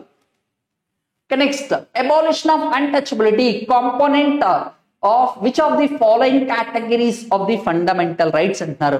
ఓకేనా, మనకి అస్పృశ్యత ఆర్ అంటరానితనం అనేది ఏ ప్రాథమిక హక్కుల వర్గం కిందకి వస్తుంది అంటున్నారు. ఇక్కడ మనం జాగ్రత్తగా చూస్తే రైట్ అగైనెస్ట్ ఎక్స్‌ప్లాయిటేషన్ అంటున్నారు. పీడన నిరోధక హక్కు ఇది ఎక్కడ మెన్షన్ చేశారు? ఆర్టికల్ 23 అండ్ 24 లో అనేది మెన్షన్ చేయడం అయితే జరిగింది. సమానత్వపు హక్కు అంటున్నారు, రైట్ టు ఈక్వాలిటీ అంటున్నారు. ఆర్టికల్ 14 to 18 కదా. స్వేచ్ఛ హక్కు అంటున్నారు, ఆర్టికల్ 19 to 22 వరకు కదా డిస్కస్ చేసింది. మత స్వేచ్ఛ హక్కు అంటున్నారు, ఆర్టికల్ 25 to 28 వరకు అనేది డిస్కస్ చేయడం అయితే జరిగింది. ఇక్కడ మనకి ఎక్కడైనా సరే అన్టచబిలిటీ గురించి కనపడదా? ఎక్కడ మెన్షన్ చేశారు? ఈక్వాలిటీలో మెన్షన్ చేయడం అయితే జరిగింది, సమానత్వంలో మెన్షన్ చేశారు. ఆర్టికల్ 14 ఏంటి? All are equal before law and equal protection of law. చట్టం ముందు అందరూ సమానమే అని ఎక్కడ చెప్పారు? ఆర్టికల్ 14 లో చెప్పారు. అందరం చట్టం ముందు సమానమేనా? అయితే కొంతమంది రిచ్ పర్సన్స్ ఉన్నారు, కొంతమంది పూర్ పర్సన్స్ ఉన్నారు, కొంతమంది ఫెయిర్ గా ఉంటారు, కొంతమంది అన్ఫెయిర్ గా ఉంటారు. అయితే all are equal in society, all are not equal in the eyes of the law. అంటే చట్టం ముందు అందరం కూడా సమానమే. అది ఎక్కడ చెప్పారు? ఆర్టికల్ 14 లో చెప్పారు. Article 15 no person shall not be discriminated on the grounds of caste, colour, gender, place of birth and religion. ఈ 5 పారామీటర్స్ మీద ఎవరిని కూడా ఎట్టి పరిస్థితుల్లో కించపరచరాదు. ఆర్టికల్ 16 వచ్చేసి equal opportunities in the matters of public employment గురించి అనేది చెప్పడం అయితే జరిగింది. Article 17 abolition of untouchability. Abolition of untouchability అనేది ఆర్టికల్ 17 లో మెన్షన్ చేశారు. ఇక్కడ మనకు వర్గం అడుగుతున్నారు, అంటే ఎక్కడ మెన్షన్ చేశారు అంటే మనకి సమానత్వ హక్కులు అనేది మెన్షన్ చేయడం అయితే జరిగింది. అయితే ఒరిజినల్ గా ప్రాథమిక హక్కులు అనేది మనం ఏ రాజ్యాంగం నుంచి తీసుకున్నామా అంటే అమెరికన్ కాన్స్టిట్యూషన్ నుంచి ఇన్స్పైర్ చేసుకోవడం అయితే జరిగింది. ఏ పార్ట్ లో మెన్షన్ చేశారు అంటే పార్ట్ 3 ఆఫ్ ఇండియన్ కాన్స్టిట్యూషన్ లో మెన్షన్ చేశారు. ఆర్టికల్ 12 to 35 అనేది ప్రాథమిక హక్కుల గురించి డీల్ చేయడం అయితే జరుగుతుంది. ఒరిజినల్ గా 7 టైప్స్ ఆఫ్ ఫండమెంటల్ రైట్స్ ఉన్నాయి. ఎట్ ప్రెసెంట్ ఇప్పుడు తీసుకుంటే 6 ప్రాథమిక హక్కులే ఉన్నాయి. రైట్ టు ప్రాపర్టీ అనేది ప్రాథమిక హక్కుల నుంచి తొలగించడం అయితే జరిగింది. ఎట్ ప్రెసెంట్ దీన్ని ఏం చేశారమ్మా అంటే లీగల్ రైట్ కింద యాడ్ చేయడం అయితే జరిగింది. ఎక్కడ యాడ్ చేశారు అంటే ఆర్టికల్ నెంబర్ 300 క్లాజ్ A లో అనేది మెన్షన్ చేశారు. ఎన్నో రాజ్యాంగ సవరణ అంటారు, 44వ రాజ్యాంగ సవరణ ఏ ఇయర్ 1978 లో యాడ్ చేయడం అయితే జరిగింది. ఇది కూడా ఒకసారి జాగ్రత్తగా గుర్తుపెట్టుకోండి. అండ్ బిఆర్ అంబేద్కర్ గారు వచ్చేసి ఆర్టికల్ 32 వచ్చేసి art and soul of Indian constitution అని కూడా పిలుస్తూ ఉంటారు. దాన్ని కాన్స్టిట్యూషనల్ రెమెడీ అంటాము. Okay, next question. The Indian Constitution is regarded as భారత రాజ్యాంగాన్ని ఇలా పరిగణించబడుతుంది అంటున్నారు. ఇక్కడ చూడండి, సమైక్య, ఏకీకృత, పార్లమెంటరీ. రూపంలో సమైక్య, భావంలో ఏకీకృత అంటున్నారు. ఇక్కడ మీకు అందరికి కూడా ఇందులో క్వశ్చన్ చూస్తే India is not like A federal అని చెప్పాం. సమైక్య అనేది కూడా మన భారతదేశ రాజ్యాంగంలో ఎక్కడా మెన్షన్ చేయలేదు, అంటే దీన్ని కొట్టేస్తున్నాం. ఓకేనా. ఇక్కడ ఏకీకృత అంటున్నారు, అంటే యూనిటరీ అంటున్నారు. యూనిటరీ ఆ పేర్లో ఉంది. యూని అంటే వన్, టరీ అంటే government. One government is the powerful. ఇండియాలో ఏంటి ఇన్ జనరల్ గా అందరికి తెలిసింది, one government is powerful, that is politician, central government అనుకుంటాం. ఇది ఎప్పుడు in normal times. In normal times లో మనం జాగ్రత్తగా అబ్జర్వ్ చేస్తే సెంట్రల్ గవర్నమెంట్ పరిపాలిస్తుంది, స్టేట్ గవర్నమెంట్ కూడా పరిపాలిస్తుంది. ఎప్పుడైనా నార్మల్ టైమ్స్ లో సెంట్రల్ గవర్నమెంట్ అనేది స్టేట్ గవర్నమెంట్ లో ఇన్వాల్వ్ అవ్వకూడదు, అయితే స్టేట్ గవర్నమెంట్ అనేది సెంట్రల్ గవర్నమెంట్ మ్యాటర్స్ లో ఇన్వాల్వ్ అవ్వకూడదు.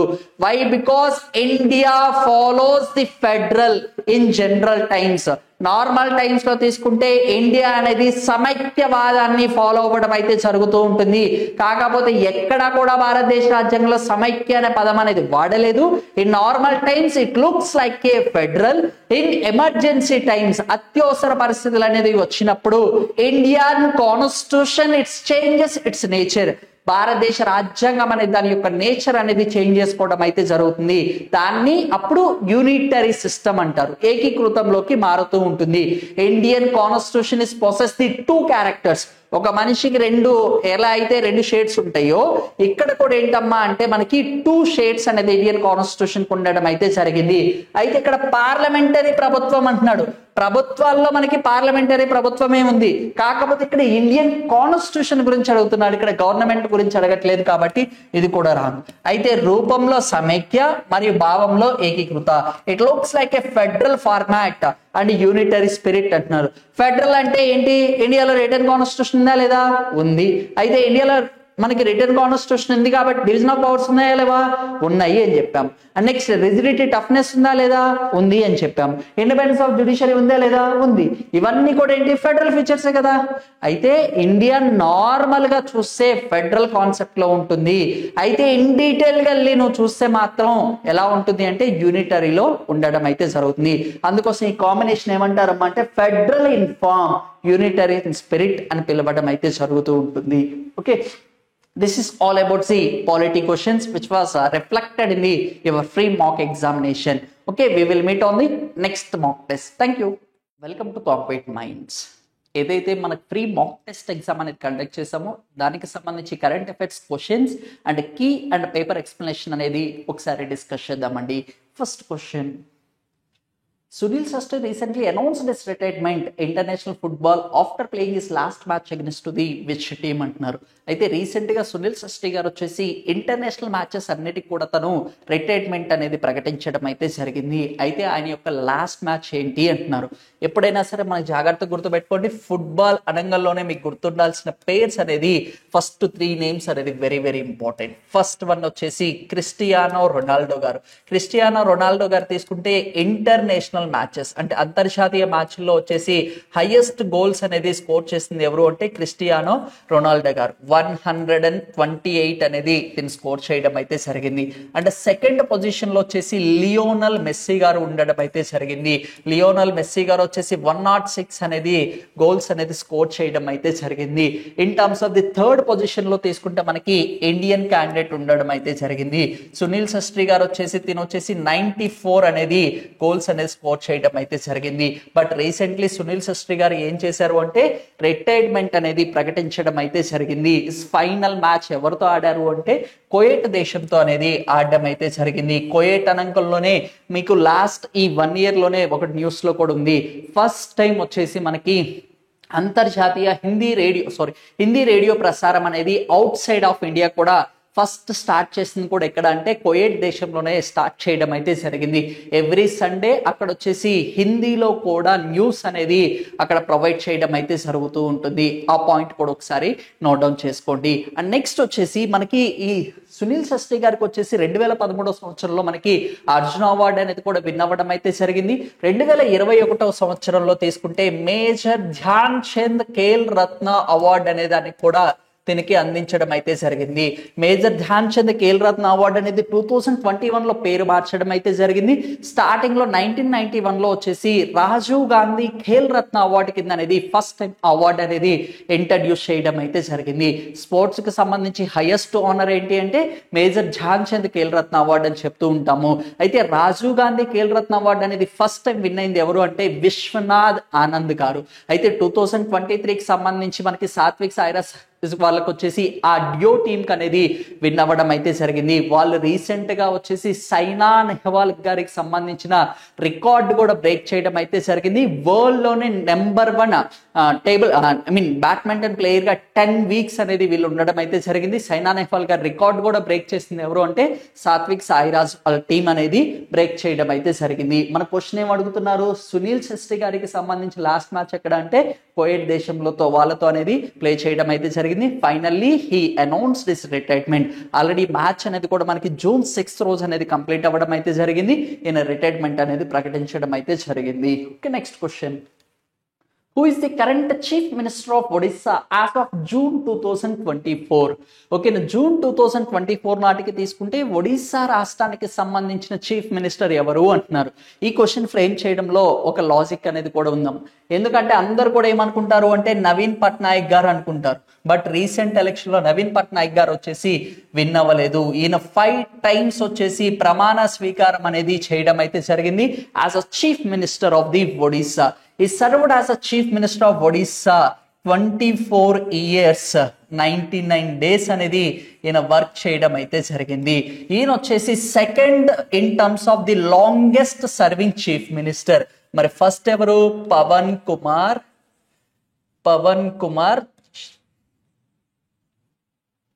చామ్లింగ్. పవన్ కుమార్ చామ్లింగ్ గారు వచ్చేసి first or longest serving chief minister. ఈయన వచ్చేసి 24 years 165 days అనేది దీని వర్క్ చేయడం అయితే జరిగింది. అయితే అందరు కూడా ఏమనుకున్నారు అంటే లాస్ట్ టైం ఎలక్షన్ లో నవీన్ పట్నాయక్ గారు విన్ అయితే he will be called it as an longest serving chief minister in ఇండియాలో రికార్డ్ అనేది క్రియేట్ చేయడం అయితే జరిగింది. బట్ అన్ఫార్చునేట్లీ ఆయన లాస్ట్ టైం ఎలక్షన్ లో వచ్చేసి విన్ అవ్వలేదు. అందుకోసం నవీన్ పట్నాయక్ గారు వచ్చేసి second longest serving chief minister in India. Third తీసుకుంటే మనకి ఎవరున్నారు అంటే జ్యోతి బసు గారు. ఎవరున్నారు? జ్యోతి బసు గారు వచ్చేసి మనకి 21 years అనేది వర్క్ చేయడం అయితే జరిగింది. ఇది కూడా ఒకసారి నోట్ డౌన్ చేసుకోండి. అయితే మనకి ఎట్ ప్రెసెంట్ ఒడిశా రాష్ట్రానికి సంబంధించిన చీఫ్ మినిస్టర్గా ఎవరున్నారు అంటే మోహన్ చరణ్ హోటీ గారు వచ్చేసి ఈయన రీసెంట్ గా ఎలక్ట్ అవ్వడం అయితే జరిగింది. ఈయన ఇప్పటిదాకా కూడా ఏ మినిస్టర్ గా వర్క్ చేయలేదు. 4 times ఎమ్మెల్యేగా విన్ అయిన తర్వాత డైరెక్ట్ గా చీఫ్ మినిస్టర్ అవ్వడం అయితే జరిగింది. అదే కోటాలో వచ్చేసి రేవంత్ రెడ్డి గారికి కూడా ఇప్పటిదాకా ఎక్కడ మినిస్టర్ గా వర్క్ చేయలేదు. కాకపోతే ఏంటి డైరెక్ట్ గా సీఎం అవ్వడం అయితే జరిగింది. అయితే హేమానంద్ బిస్వాల్ గారు వచ్చేసి he's called it as an first tribal chief minister of Odisha. Odisha రాష్ట్రానికి సంబంధించి ఫస్ట్ ట్రైబల్ చీఫ్ మినిస్టర్ ఎవరు అంటే బిస్వాల్ గారు అని గుర్తుపెట్టుకోండి. ఇండియాకి సంబంధించి at present tribal president of India ఎవరు? ద్రౌపది ముర్ము గారు. అయితే ఇండియాకి సంబంధించి first Dalit president of India ఎవరు? కేఆర్ నారాయణ్ గారు. Second Dalit president of India ఎవరు? రామ్నాథ్ కోవింద్ గారు. అయితే first tribal president of India అంటే ద్రౌపది ముర్ము గారు. ద్రౌపది ముర్ము గారు ఏ ట్రైబ్ కి చెందినామా? సంతాలి ట్రైబ్ కి చెందినామా? అది కూడా ఒకసారి గుర్తుపెట్టుకోండి. చంపరణ్ సోరెన్ గారు వచ్చేసి మనకి జార్ఖండ్ రాష్ట్రానికి సంబంధించి చీఫ్ మినిస్టర్ గా వర్క్ చేయడం అయితే జరిగింది. Okay, next question. Where is the inaugural edition of India-Saudi Arabia joint military exercise Sada Tansiku takes place? ఓకేనా, సౌదీ అరేబియా అండ్ భారతదేశం రెండు కలిసి ఒక జాయింట్ మిలిటరీ ఎక్సర్సైజ్ అనేది ఒకటి కండక్ట్ చేశారంట. దాని పేరేంటి? సదా తాన్స్క్యూ అనేది. ఈ ప్రారంభ ఎడిషన్ అనేది ఎక్కడ జరుగుతుంది అని అడుగుతున్నారు. అయితే దీన్ని 29th జనవరి నుంచి 10th ఫిబ్రవరి వరకు కూడా ఇండియాలో కండక్ట్ చేయడం అయితే జరిగింది. అయితే ఇండియాలో ఎక్కడ అంటున్నారు? ఇండియాలో ఎక్కడ అంటే మహాజన్ రాజస్థాన్ లో అనేది కండక్ట్ చేయడం అయితే జరిగింది. ఇది ఏంటి? ఫస్ట్ టైం ఎవరెవరికి? సౌదీ అరేబియాకి ఇండియాకి సంబంధించిన మిలిటరీ ఎక్సర్సైజ్ లో ఫస్ట్ది. అందుకోసం ఇది చాలా చాలా ఇంపార్టెంట్. ఇది ఇందులో ఎవరెవరు పాల్గొన్నారంట? ఇండియా ఒకటి, సౌదీ అరేబియా, రెండు దేశాలు కలిసి పాల్గొన్నాయి. ఇది మిలిటరీయా, ఆర్మీ ఎయిర్ ఫోర్స్ అంటే ఇది మిలిటరీ విన్యాసం అని గుర్తుపెట్టుకోండి. ఇది ఎక్కడ కండక్ట్ చేశారు? ఇండియాలోనే కండక్ట్ చేయడం అయితే జరిగింది. Okay, to strengthen the Saudi Arabia and India's relations దాని మీద కూడా వీళ్ళు వర్క్ చేయడం అయితే జరుగుతూ ఉంటుంది. Okay, next question. Which technology does MIRV stands for? MIRV అంటే ఏంటి అంటే దానికన్నా ముందు మీరు ఒకటి గుర్తుపెట్టుకోండి, DRDO.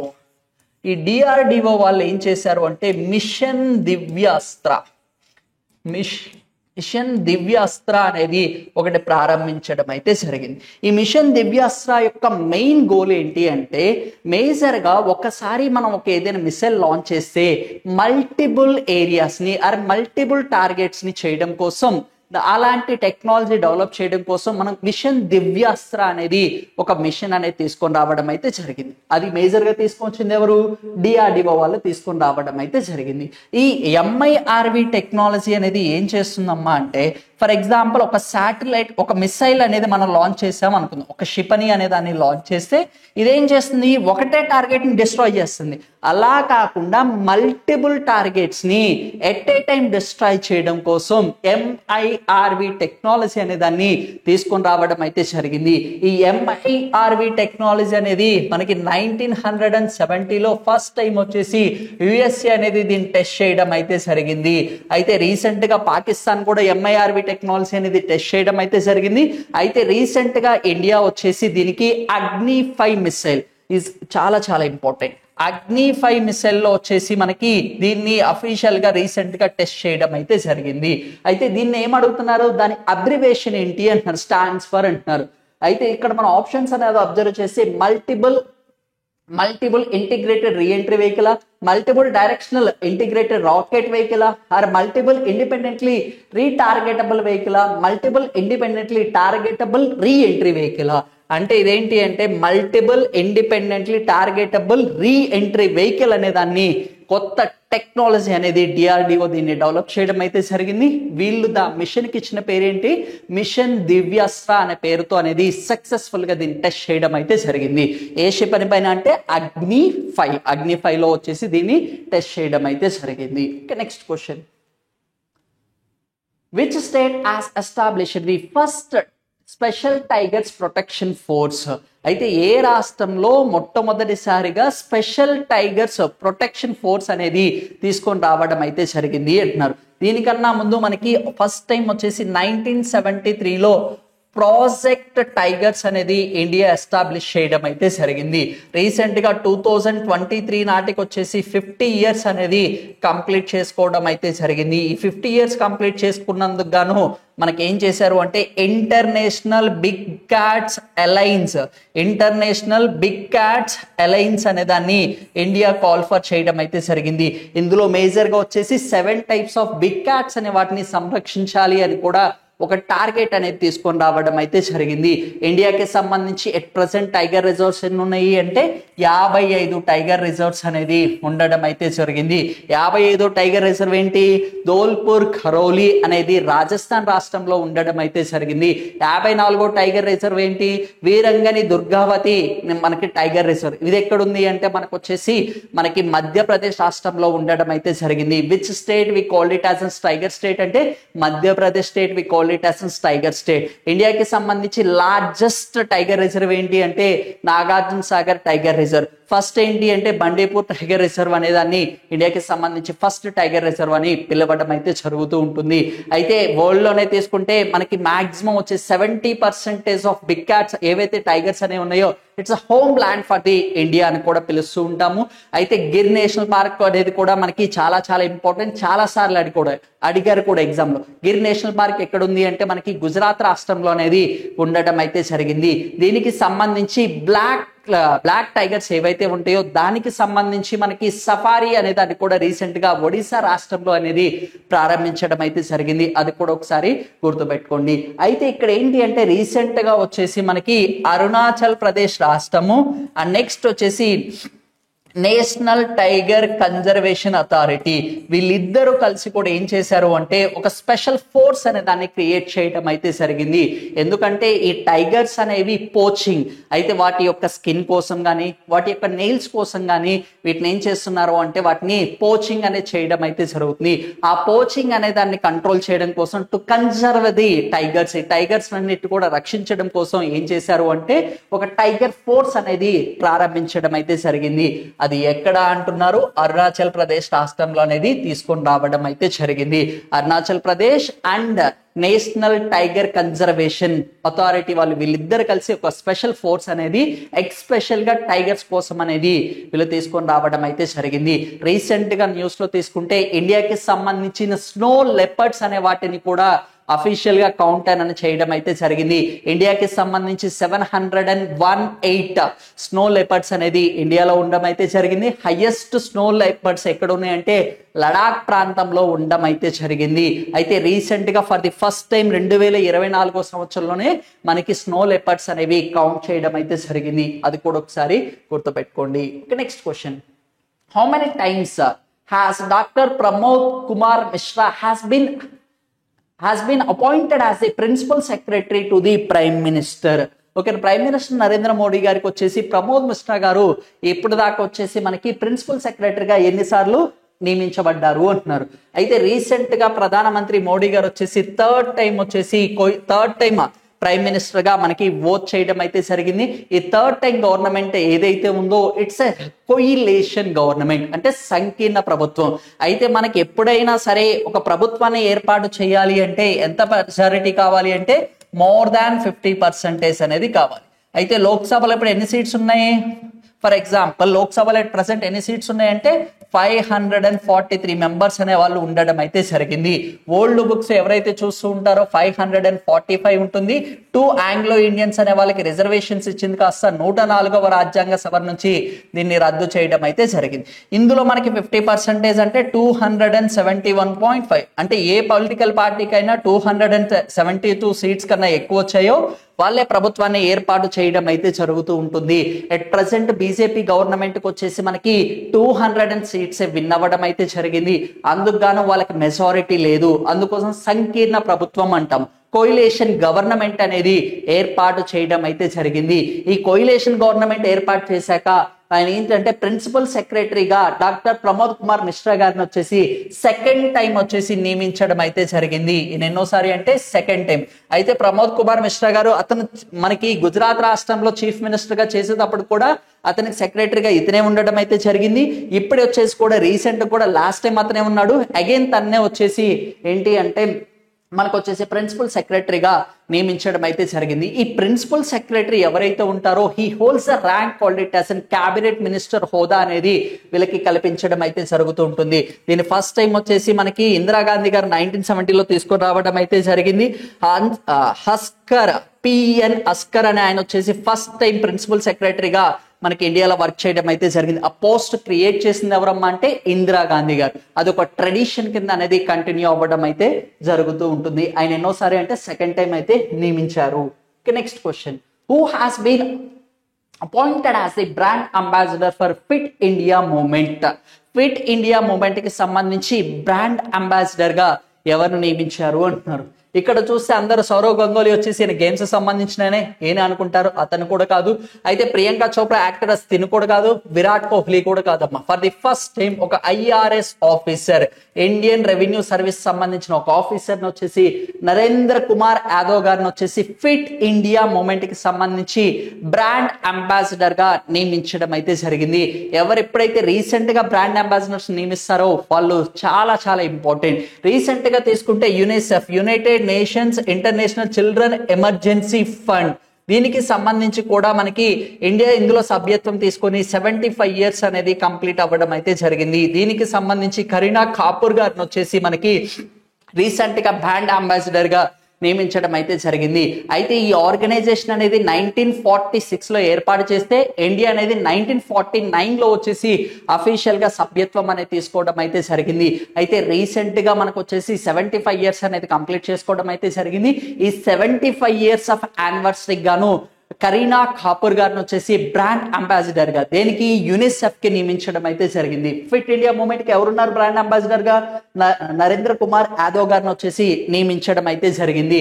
అయితే ఖేలో ఇండియా గేమ్స్ అనే వాటిని ప్రమోట్ చేయడం కోసం మన వాళ్ళు వచ్చేసి కీర్తి అనే దాన్ని ఒక క్యాంపెయిన్ అనేది కూడా లాంచ్ చేయడం అయితే జరిగింది. అది కూడా ఒకసారి చూడండి. Okay, next, Judith Suminwat Haluka has been appointed as the first female chief minister of which country?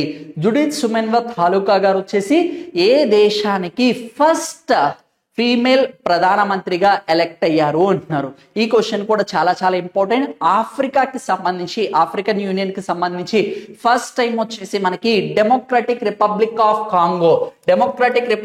Congo దేశానికి సంబంధించి జుడిత్ సుమెన్వత్ హాలుకా గారు వచ్చేసి first time female prime minister ని అపాయింట్ చేయడం అయితే జరిగింది. ఇది కూడా చాలా చాలా ఇంపార్టెంట్. ఇండియాకి సంబంధించి ఫస్ట్ ఫీమేల్ ప్రైమ్ మినిస్టర్ ఎవరు అంటే ఇందిరాగాంధీ గారు వర్క్ చేయడం అయితే జరిగింది. ఇండియాకి సంబంధించి లాంగెస్ట్ సర్వింగ్ ప్రైమ్ మినిస్టర్ ఎవరు అంటే మనకి పండిత్ జవహర్లాల్ నెహ్రూ గారు ఉండడం అయితే జరిగింది. అండ్ సెకండ్ వచ్చేసి ఇందిరాగాంధీ గారు, అండ్ థర్డ్ వచ్చేసి మనకి నరేంద్ర మోడీ గారు వచ్చేసి ఈ stands in the third position లో ఉండడం అయితే జరిగింది. ఒకప్పుడు మన్మోహన్ సింగ్ గారు ఉండేవాళ్ళు. మన్మోహన్ గారికి సంబంధించిన టెన్యూర్ అనేది ప్రైమ్ మినిస్టర్ నరేంద్ర మోడీ గారు థర్డ్ టైం ఎలక్ట్ అవడంతో ఇతను వచ్చేసి థర్డ్ పొజిషన్ లోకి రావడం అయితే జరిగింది. థర్డ్ పొజిషన్ లో వచ్చేసి నరేంద్ర మోడీ గారు ఉన్నారు, అండ్ ఫోర్త్ పొజిషన్ లో మన్మోహన్ సింగ్ గారు, అండ్ ఫిఫ్త్ వచ్చేసి మనకి అటల్ బిహారీ వాజ్పేయి గారు ఉండడం అయితే జరిగింది. అది కూడా ఒకసారి జాగ్రత్తగా చూడండి. అయితే ఇదే ఆఫ్రికన్ కాంటినెంట్ కి సంబంధించి ఈజిప్ట్ దేశానికి సంబంధించిన president Abdul Fattah al Sisi garu వచ్చేసి థర్డ్ టైం వచ్చేసి ఆయన ప్రెసిడెంట్ గా ఎలక్ట్ అవ్వడం అయితే జరిగింది. అది కూడా ఒకసారి చూడండి. Next, according to the embers report, which country overtook Japan to becomes the world's third largest solar power generator in 2023? ఓకేనా? అయితే మనకి ఇక్కడ ఏం అడుగుతున్నారు అంటే సోలార్ ఎనర్జీకి సంబంధించి వరల్డ్ లోనే తీసుకుంటే మూడో అతిపెద్ద సౌర విద్యుత్ ఉత్పాదకంగా ఏ దేశం అవతరించింది అంటున్నారు. ఒకప్పుడు వచ్చేసి థర్డ్ పొజిషన్ లో జపాన్ అనేది ఉండడం అయితే జరిగింది. జపాన్ ని ఏ కంట్రీ ఓవర్టేక్ చేసింది అంటున్నారు. ఆప్షన్ చూడండి, చైనా, భారతదేశము, యునైటెడ్ స్టేట్స్ అండ్ జర్మనీ. అయితే మనకి సోలార్ ఎనర్జీలో వచ్చేసి first stands for the China. China వచ్చేసి ఫస్ట్ పొజిషన్ లో ఉండడం అయితే జరిగింది. అండ్ సెకండ్ పొజిషన్ లో వచ్చేసి యుఎస్ఏ ఉండడం అయితే జరిగింది. అండ్ థర్డ్ పొజిషన్ లో తీసుకుంటే India stands for the third position. And fourth position లో ఎవరున్నారు? జపాన్ అనేది ఉండడం అయితే జరిగింది. జపాన్ ఇస్ ఒక పాయింట్ అనేది వాళ్ళ యొక్క ర్యాంక్ అనేది తగ్గడం అయితే జరిగింది. ఇండియాస్ ర్యాంక్ అనేది in terms of the solar ఎనర్జీలో వచ్చేసి ఒక ర్యాంక్ అనేది ఇంక్రీజ్ చేసుకోవడం అయితే జరిగింది. ఇండియా ఇస్ ది వరల్డ్ లోనే తీసుకుంటే third largest production in terms of the solar energy. అయితే ఇండియా వచ్చేసి కొన్ని టార్గెట్స్ అనేది కూడా పెట్టుకోవడం అయితే జరిగింది. బై ద ఇయర్ ఆఫ్ 2070 కల్లా వచ్చేసి ఇండియాకి సంబంధించిన the net emission of the carbon dioxide zero చేస్తామని చెప్పేసి నరేంద్ర మోడీ గారు వచ్చేసి కాన్ఫరెన్స్ ఆఫ్ పార్టీస్ మీటింగ్స్ లో కూడా అనౌన్స్ చేయడం అయితే జరిగింది. రీసెంట్ గా ఇండియన్ రైల్వేస్ వాళ్ళు వచ్చేసి బై ద ఇయర్ ఆఫ్ 2030 కల్లా వచ్చేసి ఇండియన్ రైల్వేస్ సంబంధించిన net emission of the carbon dioxide zero చేస్తామని కూడా వాళ్ళు కూడా అఫీషియల్ గా అనౌన్స్మెంట్ చేయడం అయితే జరిగింది. But India is mainly concentrating on the renewable energy మీద వచ్చేసి బాగా కాన్సన్ట్రేట్ చేయడం అయితే జరుగుతుంది. Already renewable portion of energy generation అనేది కూడా ఇండియా యొక్క పొజిషన్ అనేది కూడా ఇంక్రీజ్ అవ్వడం అయితే జరిగింది. దీనికి సంబంధించి one and only headquarters which was located in India with reference to the international organisations. ఐక్యరాజ్య సమితికి సంబంధించిన ఒకే ఒక ఇంటర్నేషనల్ హెడ్ క్వార్టర్స్ అనేది ఇండియాలో సిచ్యువేట్ అవ్వడం అయితే జరిగింది. అదేంటి అమ్మా అంటే ఇంటర్నేషనల్ సోలార్ అలయన్స్. దీని యొక్క హెడ్ క్వార్టర్స్ ఎక్కడ ఉన్నాయంటే గురుగాం, హర్యానా రాష్ట్రంలో అనేది ఉండడం అయితే జరిగింది. వీళ్ళు వచ్చేసి మేజర్ గా one sun one energy one planet అనే ప్రోగ్రామ్ తో వచ్చేసి వీళ్ళు మేజర్ గా సోలార్ ఎనర్జీ అనే దాన్ని ఎక్కువగా ప్రమోట్ చేయడం అయితే జరుగుతూ ఉంటుంది. అది కూడా ఒకసారి గుర్తుపెట్టుకోండి. Solar energy we call it as cleanest form of energy. అందులో ఎలాంటి పొల్యూటెంట్స్ కానీ ఏమీ ఉండవు, డైరెక్ట్ గా యాక్సెస్ చేసుకోవచ్చు. ఇన్ కేస్ మన కోల్ నుంచి మన ఎలక్ట్రిసిటీ అనేది ఎక్స్ట్రాక్ట్ చేసేటప్పుడు వేస్టేజ్ పర్సంటేజ్ అనేది ఉంటుంది.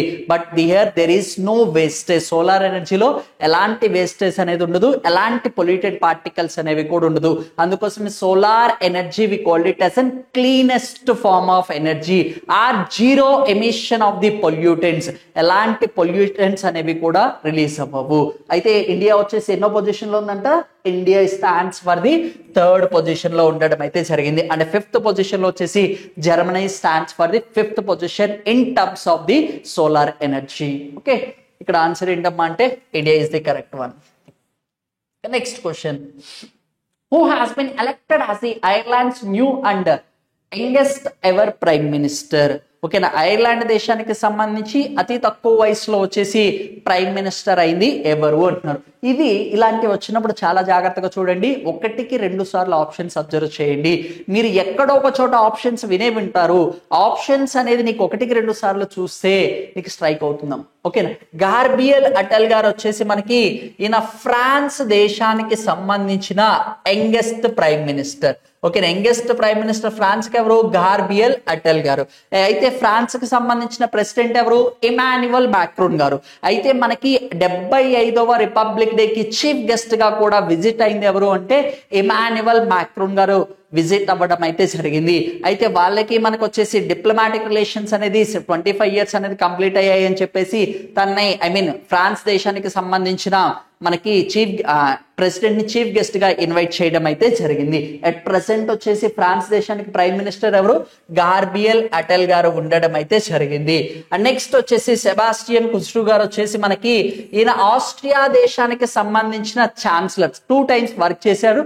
అట్ ప్రెసెంట్ ఆయన టెన్యూర్ కూడా తనకి ఎక్స్పైర్ అవ్వడం అయితే జరిగింది. సనా మారిన్ గారు వచ్చేసి తిను ఫిన్లాండ్ దేశానికి సంబంధించిన ఫస్ట్ ఫీమేల్ ప్రైమ్ మినిస్టర్. 2023 వరకు కూడా తను వర్క్ పొజిషన్ లో ఉండడం అయితే జరిగింది. రీసెంట్ గా ఆమె యొక్క టెన్యూర్ అనేది కూడా ఎక్స్పైర్ అవ్వడం అయితే జరిగింది. అండ్ రిమైనింగ్ ఆన్సర్ ఏంటి? సైమన్ హ్యారిస్ వచ్చేసి మనకి రీసెంట్ గా ఐర్లాండ్ దేశానికి సంబంధించిన కొత్త న్యూ ప్రైమ్ మినిస్టర్ గా ఎలెక్ట్ అవ్వడం అయితే జరిగింది. He is the youngest person. Okay, next, which city hosted the 46th session of UNESCO world heritage committee meeting? అయితే ప్రపంచ వారసత్వ కమిటీ 46వ సెషన్ కు ఏ నగరం అనేది ఆతిథ్యం ఇచ్చింది అంటున్నారు. ఇది చాలా చాలా important. For the first time వచ్చేసి యునెస్కోకి సంబంధించిన world heritage committee session meeting అనేది ఫస్ట్ టైం వచ్చేసి ఇండియా అనేది హోస్ట్ చేయడం అయితే జరిగింది. ఎవరు హోస్ట్ చేశారు? ఇండియాలో ఎక్కడ? న్యూఢిల్లీలో వచ్చేసి దీన్ని హోస్ట్ చేయడం అయితే జరిగింది. ఎక్కడ అంటే ఇంకా క్లియర్ గా చెప్పాలి అంటే భారత మండపంలో వచ్చేసి వీళ్ళు హోస్ట్ చేయడం అయితే జరిగింది. ఫర్ ది ఫస్ట్ టైం దీన్ని ఇండియాలో హోస్ట్ చేశారు. అసలు యునెస్కో అంటే ఏంటో చూద్దాం. United Nations educational scientific cultural organisation. ఇది 1946 లో అనేది ఏర్పాటు చేయడం అయితే జరిగింది. ఫస్ట్ వచ్చేసి దీని హెడ్ క్వార్టర్స్ అనేది యూకేలో తీసుకువచ్చారు. బట్ దీని తర్వాత ఏంటి అంటే దీన్ని ప్యారిస్ కి ఫ్రాన్స్ కి వచ్చేసి దీని హెడ్ క్వార్టర్స్ అనేది మార్చడం అయితే జరిగింది. At present UNESCO head quarters ఎక్కడుంది? ప్యారిస్ లో ఉండడం అయితే జరిగింది. అది కూడా ఒకసారి గుర్తుపెట్టుకోండి. ఎస్టాబ్లిష్ చేసింది మాత్రం యూకేలో, బట్ హెడ్ క్వార్టర్స్ వచ్చేసి మార్చడం అయితే జరిగింది. ప్యారిస్ లో ఉండడం అయితే జరిగింది. ప్యారిస్ అనగానే రీసెంట్ గా సమ్మర్ ఒలింపిక్స్ అనేవి కూడా మనకి ప్యారిస్ నగరమే హోస్ట్ చేయడం అయితే జరిగింది. అది కూడా ఒకసారి గుర్తుపెట్టుకోండి. అయితే ఈ సెషన్ మీటింగ్స్ జరుగుతున్నప్పుడు మనకి ఏంటి అంటే 43వ ప్రపంచ వారసత్వ ప్రదేశాన్ని ఇండియాకి సంబంధించి అఫీషియల్ గా అనౌన్స్ చేయడం అయితే జరిగింది. ఏంటమ్మా అంటే చెరేడియో మైదోమ్స్ అనేది ఇవి ఎక్కడున్నాయంటే అస్సాం రాష్ట్రంలో ఉండడం అయితే జరిగింది. అస్సాం రాష్ట్రంలో మొత్తం కూడా ఎన్ని వరల్డ్ హెరిటేజ్ సైట్స్ ఉన్నాయమ్మా అంటే 3 ఉండడం అయితే జరిగింది. Manas wildlife sanctuary, Kaziranga national park, Charaideo Maidams అనేవి అస్సాం రాష్ట్రానికి సంబంధించి ఒకే రాష్ట్రంలో 3 ప్రపంచ వారసత్వ ప్రదేశాలు ఉండడం అయితే జరిగింది. అస్సాం రాష్ట్రానికి సంబంధించిన ఫస్ట్ కల్చరల్ సైట్ ఏంటి అంటే చెరేడియో మైదోమ్స్. అయితే నార్త్ ఈస్టర్న్ స్టేట్స్ అంటే ఈశాన్య రాష్ట్రాలకు సంబంధించిన ఫస్ట్ కల్చరల్ సైట్ ఏంటి అంటే చెరేడియో మైదోమ్స్. ఈ చెరేడియో మైదోమ్స్ అనేవి అహోమ్ డైనాసిటీకి సంబంధించిన పిరమిడ్స్. అహోమ్ డైనాసిటీ అనేది అప్రాక్సిమేట్లీ 600 years అనేది అస్సాం ప్రాంతాన్ని అస్సాం ప్రాంతాన్ని వచ్చేసి వాళ్ళు రూల్ చేయడం అయితే జరిగింది. అయితే వాళ్ళకి సంబంధించిన బరియల్ మౌంట్స్ వీటిని వచ్చేసి మనకి pyramids of the Egypt pyramids of the Assam అని కూడా పిలవడం అయితే జరుగుతూ ఉంటుంది. చెరేడియో మైదమ్స్ ఏమంటారు? మనకు వచ్చేసి పిరమిడ్స్ ఆఫ్ ది అస్సాం అని కూడా పిలవడం అయితే జరుగుతూ ఉంటుంది. అయితే దీన్ని వచ్చేసి 43వ ప్రపంచ వారసత్వ ప్రదేశం కింద అనేది రీసెంట్ గా 46th world heritage committee meeting ఇండియాలో జరిగినప్పుడు అఫీషియల్ గా అనౌన్స్మెంట్ చేయడం అయితే జరిగింది. ఇది కూడా చాలా చాలా ఇంపార్టెంట్. ఇండియాకి సంబంధించిన టోటల్ కల్చరల్ సైట్స్ ఎన్ని ఉన్నాయి అంటే మనకు వచ్చేసి 35 కల్చరల్ సైట్స్ అనేది ఉండడం అయితే జరిగింది. 7 వచ్చేసి న్యాచురల్ సైట్స్ ఉన్నాయి. ఒకటి వచ్చేసి ఏంటమ్మా అంటే మిక్స్డ్ సైట్ కేటగిరీలో ఉండడం అయితే జరిగింది. అట్ ప్రెసెంట్ వచ్చేసి ఇండియాకి సంబంధించి మనకి ఎన్ని సైట్స్ ఉన్నాయంటే ప్రపంచ వారసత్వ ప్రదేశాలు 43 ఉండడం అయితే జరిగింది. కరెక్ట్ ఆన్సర్ ఎక్కడమ్మా అంటే ఏ నగరం అన్నారు కాబట్టి న్యూఢిల్లీలో వచ్చేసి హోస్ట్ చేయడం అయితే జరిగింది. Next world tuberculosis TB day is observed. ఏ రోజు టీబీ డే అనేది సెలబ్రేట్ చేసుకుంటారు అంటున్నారు. టీబీ డే అనేది TB is caused by the bacteria. ఒక బ్యాక్టీరియా నుంచి వచ్చేసి మనకి టీబీ అనేది కాజ్ చేయడం అయితే జరుగుతూ ఉంటుంది. మనకు వచ్చేసి ఫిబ్రవరి 4th ఏ డే కింద సెలబ్రేట్ చేసుకుంటారు అంటే వరల్డ్ క్యాన్సర్ డే కింద అనేది సెలబ్రేట్ చేసుకోవడం అయితే జరుగుతూ ఉంటుంది. ఏ డే కింద సెలబ్రేట్ చేసుకుంటున్నాం అంటే క్యాన్సర్ డే. ఓకేనా? April 25th we are celebrating as the malaria day. ఏ డే కింద సెలబ్రేట్ చేసుకుంటారు? Malaria day. ఇండియా వచ్చేసి ఇప్పటిదాకా మలేరియా ఫ్రీ స్టేటస్ అనేది లభించలేదు. ఇట్స్ ఖచ్చితంగా ఈ పాయింట్ నోట్ అని చేసుకోండి అమ్మా. ఇండియాకి మలేరియా ఫ్రీ స్టేటస్ అనేది రాలేదు. 24th October is observed as the world polio day. దీన్ని ఏ డే కింద సెలబ్రేట్ చేసుకుంటాము అంటే పోలియో డే కింద అనేది సెలబ్రేట్ చేసుకోవడం అయితే జరుగుతూ ఉంటుంది. 24th March is observed as మనకి ఏంటి అంటే టీబీ డే కింద సెలబ్రేట్ చేసుకోవడం అయితే జరుగుతూ ఉంటుంది. అయితే India can eliminate the TB disease అనేది ఏ సంవత్సరం కల్లా ఎలిమినేట్ చేస్తామని చెప్పింది 2025 కల్లా ఇండియా వచ్చేసి టీబీ అనేది ఎలిమినేట్ చేయడానికి ఒక టార్గెట్ అనేది పెట్టుకోవడం అయితే జరిగింది. కాకపోతే వరల్డ్ హెల్త్ ఆర్గనైజేషన్ వాళ్ళు వచ్చేసి world is putting target to eliminate the TB by the year of 2030.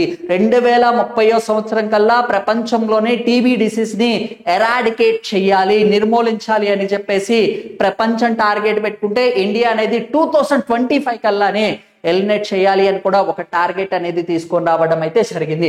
February 4th వచ్చేసి cancer day and April 25th వచ్చేసి మలేరియా డే, October 24th వచ్చేసి పోలియో డే కింద అనేది సెలబ్రేట్ చేసుకోవడం అయితే జరుగుతుంది. 24th March as a TB day కింద అనేది సెలబ్రేట్ చేసుకోవడం అయితే జరిగింది. ఈ సంవత్సరానికి సంబంధించి థీమ్ ఏంటి అంటే yes we can eliminate TB, yes we can eradicate TB అనే థీమ్ తో అనేది ఈ సంవత్సరం అనేది టీబీ డే అనేది సెలబ్రేట్ చేయడం అయితే జరిగింది. Next question, who has been awarded as a 24th John L. Jacques Swigert Junior Award for the Space Exploration. అయితే మనకి స్పేస్ ఎక్స్ప్లోరేషన్ కి సంబంధించి ఫస్ట్ టైం అమెరికన్ ఒక ఏజెన్సీ అనే వాళ్ళు ఇండియాకి ఒక అవార్డ్ అనేది ప్రజెంట్ చేయడం అయితే జరిగింది. దాన్ని John L Jack Swigert junior award అనే దాన్ని రీసెంట్ గా ఇస్రోకి అందించడం అయితే జరిగింది. ఎందుకు ఇస్రోకి ఇచ్చారు? ఆ ఏదైతే చంద్రయాన్ 3 అనేది ఏదైతే సక్సెస్ఫుల్ గా లాంచ్ చేసామో అందుకు గాను వచ్చేసి మనకి ఈ అవార్డ్ అనేది లభించడం అయితే జరిగింది. That to space exploration. Okay, అంతరిక్షంలోకి అంతరిక్షం పరంగా మనం అడ్వాన్స్డ్ గా ఉన్నామని చెప్పేసి ఒక మోటివేషన్ కింద వచ్చేసి ఒక అవార్డు అనేది రావడం అయితే జరిగింది. అయితే మనకి చంద్రయానికి సంబంధించి ఫస్ట్ మూన్ మిషన్ అనేది ఏ సంవత్సరంలో ల్యాండ్ చేసాము అంటే ఇన్ ద ఇయర్ ఆఫ్ 2008. దీన్ని చంద్రయాన్ 1 అంటాం. చంద్రయాన్ 2 అనేది మనకు వచ్చేసి 2019 లో మనకి లాంచ్ చేయడం అయితే జరిగింది. సమ్ ఎక్స్టెంట్ చంద్రయాన్ అనేది మనకి మిస్కమ్యూనికేషన్ అనేది ఉంది, ఏదైతే మనకి సిగ్నల్ అనేది కట్ అవ్వడం అయితే జరిగింది. అందుకు గాను వచ్చేసి చంద్రయాన్ 3 అనేది మళ్ళీ అగైన్ మనం లాంచ్ చేయడం అయితే జరిగింది.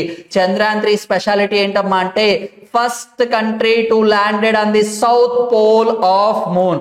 ఓకే, దక్షిణ ధ్రువం మీద చంద్రుడి మీద ల్యాండ్ అయిన ఒకే ఒక కంట్రీ ఏంటమ్మా అంటే that is called it as an India.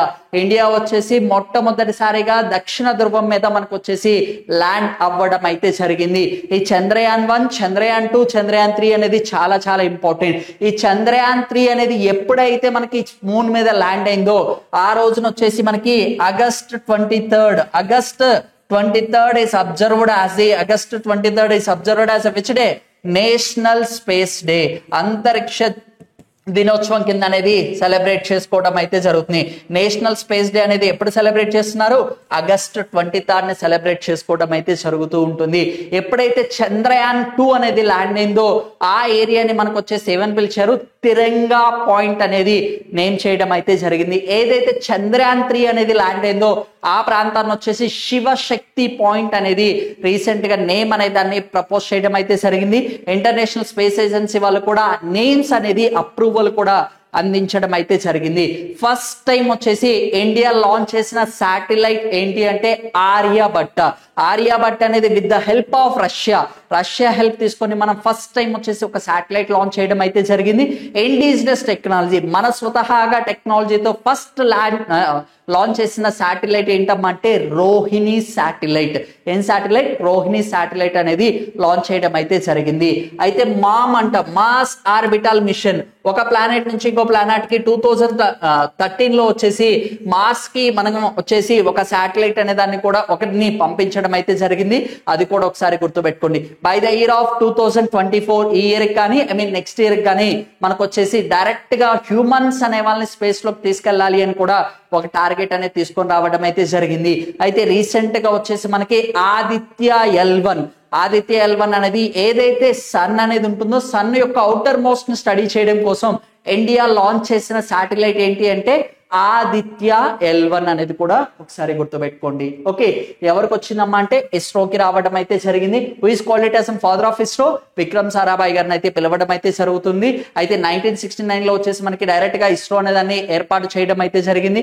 అయితే పాకిస్తాన్ కి ముందు వాళ్ళకి స్పేస్ ఏజెన్సీ ఉంది, తర్వాత మనకు వచ్చేసి మన స్పేస్ ఏజెన్సీ అనేది క్రియేట్ చేసుకోవడం అయితే జరిగింది.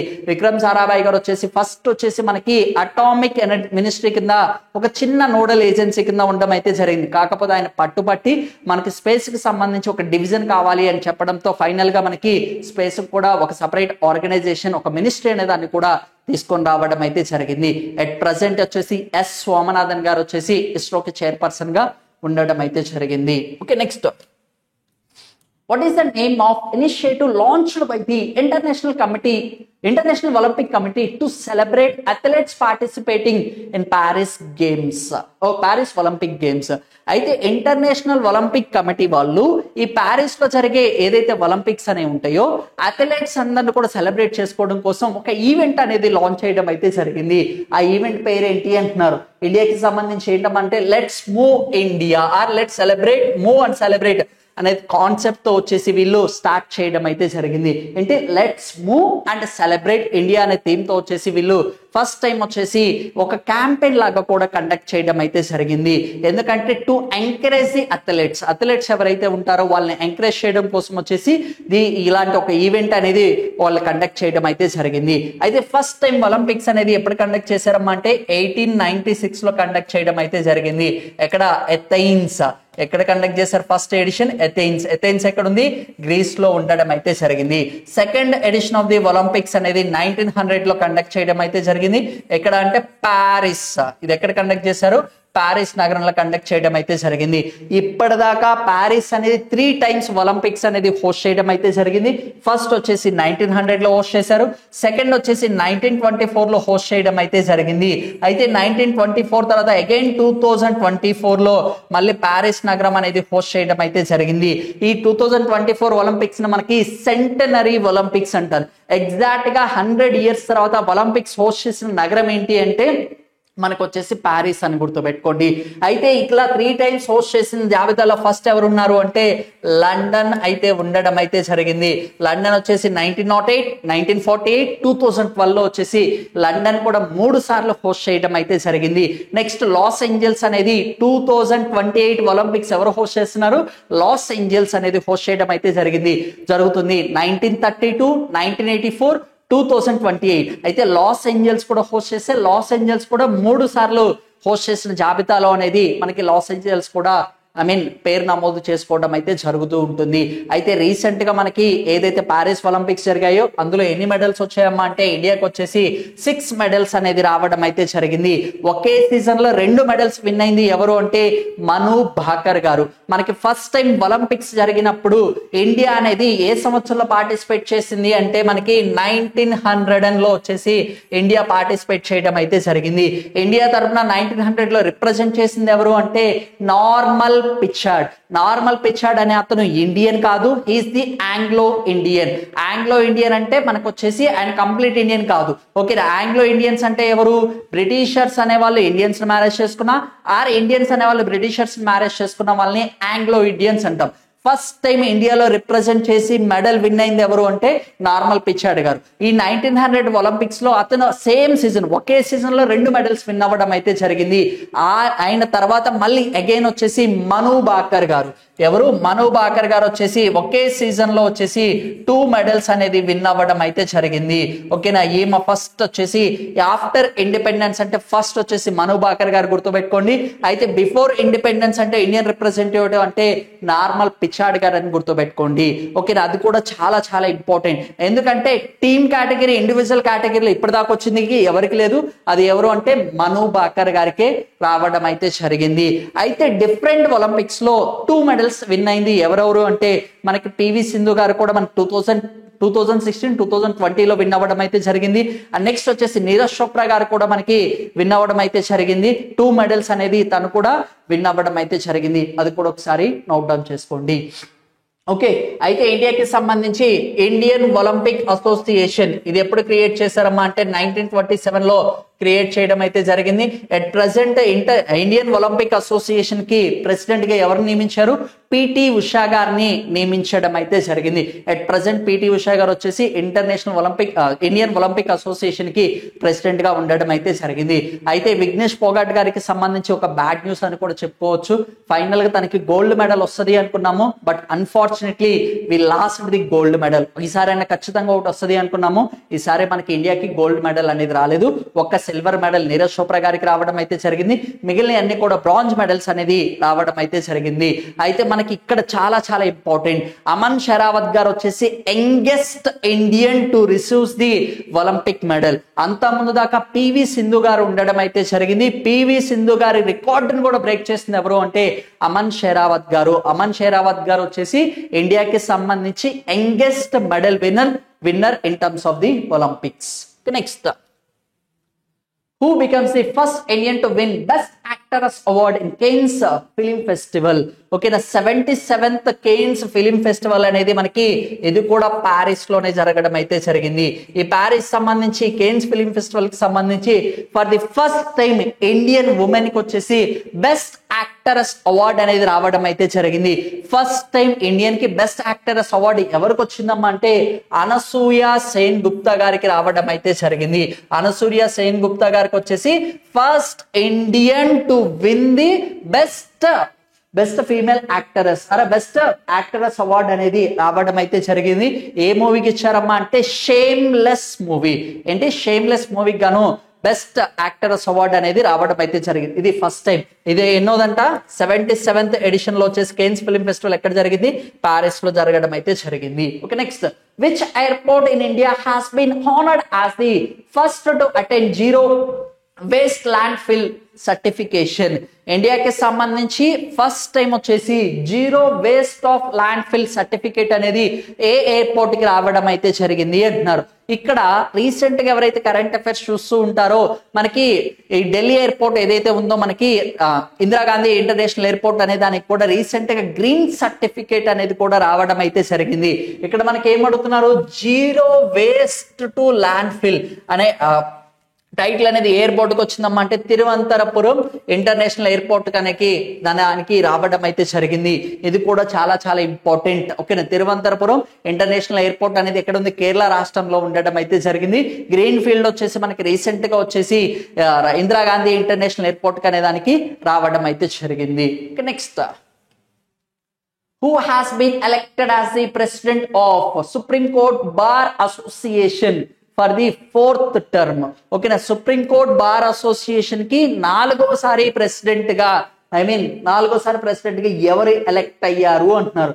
ఓకేనా, ఆది శ్రీ అగర్వాల్ గారు వచ్చేసి అంతకు ముందు ఈయన సుప్రీం కోర్ట్ కి బార్ అసోసియేషన్ కి ప్రెసిడెంట్ గా ఉండడం అయితే జరిగింది. ఓకేనా, హరీష్ సాల్వే గారు వచ్చేసి అంతకు ముందు ఫార్మర్, ఈయన వచ్చేసి ఏంటమ్మా అంటే సొలిసిటర్ జనరల్ గా అంతకు ముందు తను ఉండడం అయితే జరిగింది. అతను కూడా కాదు, ఎవరమ్మా అంటే కపిల్ సిబ్బాల్ గారు వచ్చేసి నాలుగోసారి సుప్రీంకోర్టు బార్ అసోసియేషన్ కి ప్రెసిడెంట్ గా ఉండడం అయితే జరిగింది. రీసెంట్ గా సుప్రీంకోర్టు బార్ అసోసియేషన్ వాళ్ళు కూడా ఏం చేశారు అంటే 33% ఆఫ్ రిజర్వేషన్ అనేది ఖచ్చితంగా ఉమెన్స్ కి ఇవ్వాలి అని కూడా వీళ్ళు చెప్పడం అయితే జరిగింది.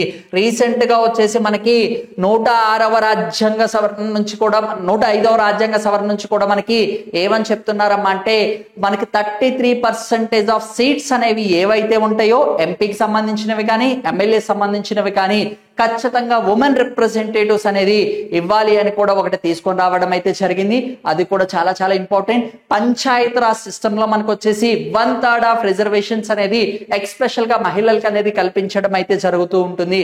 అయితే కొన్ని రాష్ట్రాల వాళ్ళు 1/3 ఆఫ్ రిజర్వేషన్ ఇది 33% అనేది పబ్లిక్ ఎంప్లాయ్మెంట్ లో కూడా ఉమెన్స్ కి ఆఫర్ చేయడం అయితే జరుగుతూ ఉంటుంది. అయితే రీసెంట్ గా మనకు వచ్చిన అమెండ్మెంట్ ఏంటమ్మా అంటే మనకు వచ్చేసి 105వ రాజ్యాంగ సవరణ ప్రకారం మనం జాగ్రత్తగా అబ్జర్వ్ చేస్తే మనకి 33% ఆఫ్ రిజర్వేషన్స్ అనేది ఉమెన్స్ కి లా మేకింగ్ ప్రాసెస్ లో కూడా అందించాలి. అందుకు సంబంధించి సుప్రీంకోర్టు బార్ అసోసియేషన్ లో కూడా 33% ఆఫ్ రిజర్వేషన్స్ అనేది ఉమెన్స్ కి అందించడం అయితే జరుగుతుంది. అది కూడా ఒకసారి చూడండి. Next, where was the Samadhan campaign organized by the Department of ex service man welfare. ఓకేనా, సమాధాన్. ఓకేనా, ఈ సమాధాన్ అనేది ఇది ఈ క్యాంపెయిన్ అనేది ఎక్కడ ప్రారంభించడం అయితే జరిగింది అంటున్నారు. ఇది కూడా ఏంటంట, ఎవరైతే ఎక్స్ మిలిటరీ పర్సన్స్ అనే వాళ్ళు ఉంటారో, ఆర్మీ పర్సన్స్ అనే వాళ్ళు ఉంటారో, వాళ్ళకి సంబంధించి వెల్ఫేర్, వాళ్ళ యొక్క బాగోగుల గురించి ఒక క్యాంపెయిన్ అనేది స్టార్ట్ చేయడం అయితే జరిగింది. అది ఎక్కడ అంటున్నారు. ఎక్కడమ్మా అంటే మనకి డార్జిలింగ్, పశ్చిమ బెంగాల్లో వచ్చేసి దీన్ని ఆర్గనైజ్ చేయడం అయితే జరిగింది. ఇక్కడ డార్జిలింగ్ లో వచ్చేసి ఫస్ట్ టైం వచ్చేసి ఈ పశ్చిమ బెంగాల్లో వచ్చేసి మాజీ సైనికులు సంక్షేమం కోసం వచ్చేసి మనకి లాంచ్ చేసిన క్యాంపెయిన్ ఏంటి అంటే సమాధాన్ ప్రచార్ క్యాంపెయిన్ అనే దాన్ని ప్రారంభించడం అయితే జరిగింది. ఎక్కడ, వెస్ట్ బెంగాల్ డార్జిలింగ్ లో అనేది స్టార్ట్ చేయడం అయితే జరిగింది. ఇది కూడా మనకి చాలా చాలా important. Okay, next, which Indian dairy company has secured the official sponsor right for Sri Lanka men's team, the ICC men's T20 World Cup 2024. ఓకేనా, ఐసీసీ కి సంబంధించిన 2024 వరల్డ్ కప్ వచ్చేసి శ్రీలంకన్ టీమ్ కి ఏ ఇండియన్ డైరీ అఫీషియల్ గా sponsorship చేసింది అంటున్నారు. That is called it as one and only Amul వచ్చేసి మనకి శ్రీలంకన్ టీమ్ కి వచ్చేసి అఫీషియల్ గా పార్ట్నర్షిప్ స్పాన్సర్ అనేది చేయడం అయితే జరిగింది. కాకపోతే ఇండియా వరల్డ్ కప్ విన్ అవ్వకపోయినా కానీ T20 వరల్డ్ కప్ అనేది ఇండియా ఫైనల్ గా విన్ అవ్వడం అయితే జరిగింది. అయితే దీనికి సంబంధించి మీరు ఇంకొకటి చాలా జాగ్రత్తగా గుర్తుపెట్టుకోవాలి. ఇండియాకి సంబంధించిన మనకి క్రికెట్ కి సంబంధించిన బోర్డు ఏంటమ్మా అంటే మనకు వచ్చేసి BCCI. ఇది వచ్చేసి 1928 లో ఏర్పాటు చేయడం అయితే జరిగింది. దీనికి సంబంధించిన సెక్రటరీ అజయ్ షా గారు వచ్చేసి ఎట్ ప్రజెంట్ ఐసీసీకి సంబంధించి ప్రెసిడెంట్ గా నియమించడం అయితే జరిగింది. ఎట్ ప్రజెంట్ ఐసీసీకి సంబంధించిన ప్రెసిడెంట్ ఎవరు అంటే జై షా గారిని నియమించడం అయితే జరిగింది. క్రాక్ మక్కర్లీ గారిని వచ్చేసి ఆయన సెకండ్ టైం ఎలక్ట్ అయ్యారు ఐసీసీకి. ఆయన తర్వాత వచ్చేసి జై షా గారిని నియమించడం అయితే జరిగింది. బీసీసీఐకి సంబంధించిన ప్రెసిడెంట్ ఎవరమ్మా అంటే ఎట్ ప్రెసెంట్ వచ్చేసి రోజర్ బిన్నీ గారు ఉండడం అయితే జరిగింది. ఇది కూడా important. Okay, next, what is the main purpose of Pirul Lao Paisa Pao campaign launched by the Uttarakhand government. Uttarakhand government అనేది పిరుల్ లావో పైసా పావో అనే ప్రచారం అనేది ఏని యొక్క ముఖ్య ఉద్దేశంతో ప్రారంభించడం అయితే జరిగింది అంటున్నారు. ఈ ఉత్తరాఖండ్ లో వచ్చేసి అంతా కూడా మనకి ఫారెస్ట్ ఏరియా. ఈ ఫారెస్ట్ లో మనకి ఏదైతే మనకి ట్రీస్ అనేవి ఉంటాయో ఆ ట్రీస్ అనే లీవ్స్ అనేది కూడా షెడ్ డౌన్ అయిపోయాక పండిపోయాక అవన్నీ కూడా రాలిపోతూ ఉంటాయి. ఆ రాలిపోయినప్పుడు అవన్నీ కూడా డ్రై అయిపోయి బికాస్ ఆఫ్ ఎయిర్ మూమెంట్ వల్ల, ఆ విండ్ వల్ల ఏమవుతుందంటే అవి అలా ట్రావెల్ అయ్యి ఫారెస్ట్ లో ఫైర్స్ అనేవి అవుతూ ఉన్నాయి. ఈ ఫారెస్ట్ ఫైర్స్ వల్ల ఆ ఫారెస్ట్ లో ఉన్న గ్రీన్ కవరేజ్ లాస్ అవుతూ ఉంటుంది. అక్కడ ఉన్న వైల్డ్ లైఫ్ యానిమల్స్ అనేవి కూడా ఎఫెక్ట్ అవుతూ ఉన్నాయి. To control the forest fires, ఆ ప్రాంతంలో అడవిలో వచ్చే మంటల్ని కంట్రోల్ చేయడం కోసం ఉత్తరాఖండ్ గవర్నమెంట్ అనేది ఒక కొత్త స్కీమ్ అనేదాన్ని, ఒక కొత్త క్యాంపెయిన్ అనేది స్టార్ట్ చేయడం అయితే జరిగింది. అదేంటంటే పిరుల్ లావో పైసా పావో. ఏదైతే ఫారెస్ట్ లో మనకి ఆ ఎండిపోయిన ఆకులు షెడ్స్ అనేవి ఉంటాయో అవన్నీ మీరు తీసుకొని రండి, అవన్నీ తీసుకొస్తే మేము దానికి మీకు మనీ ఇస్తాము.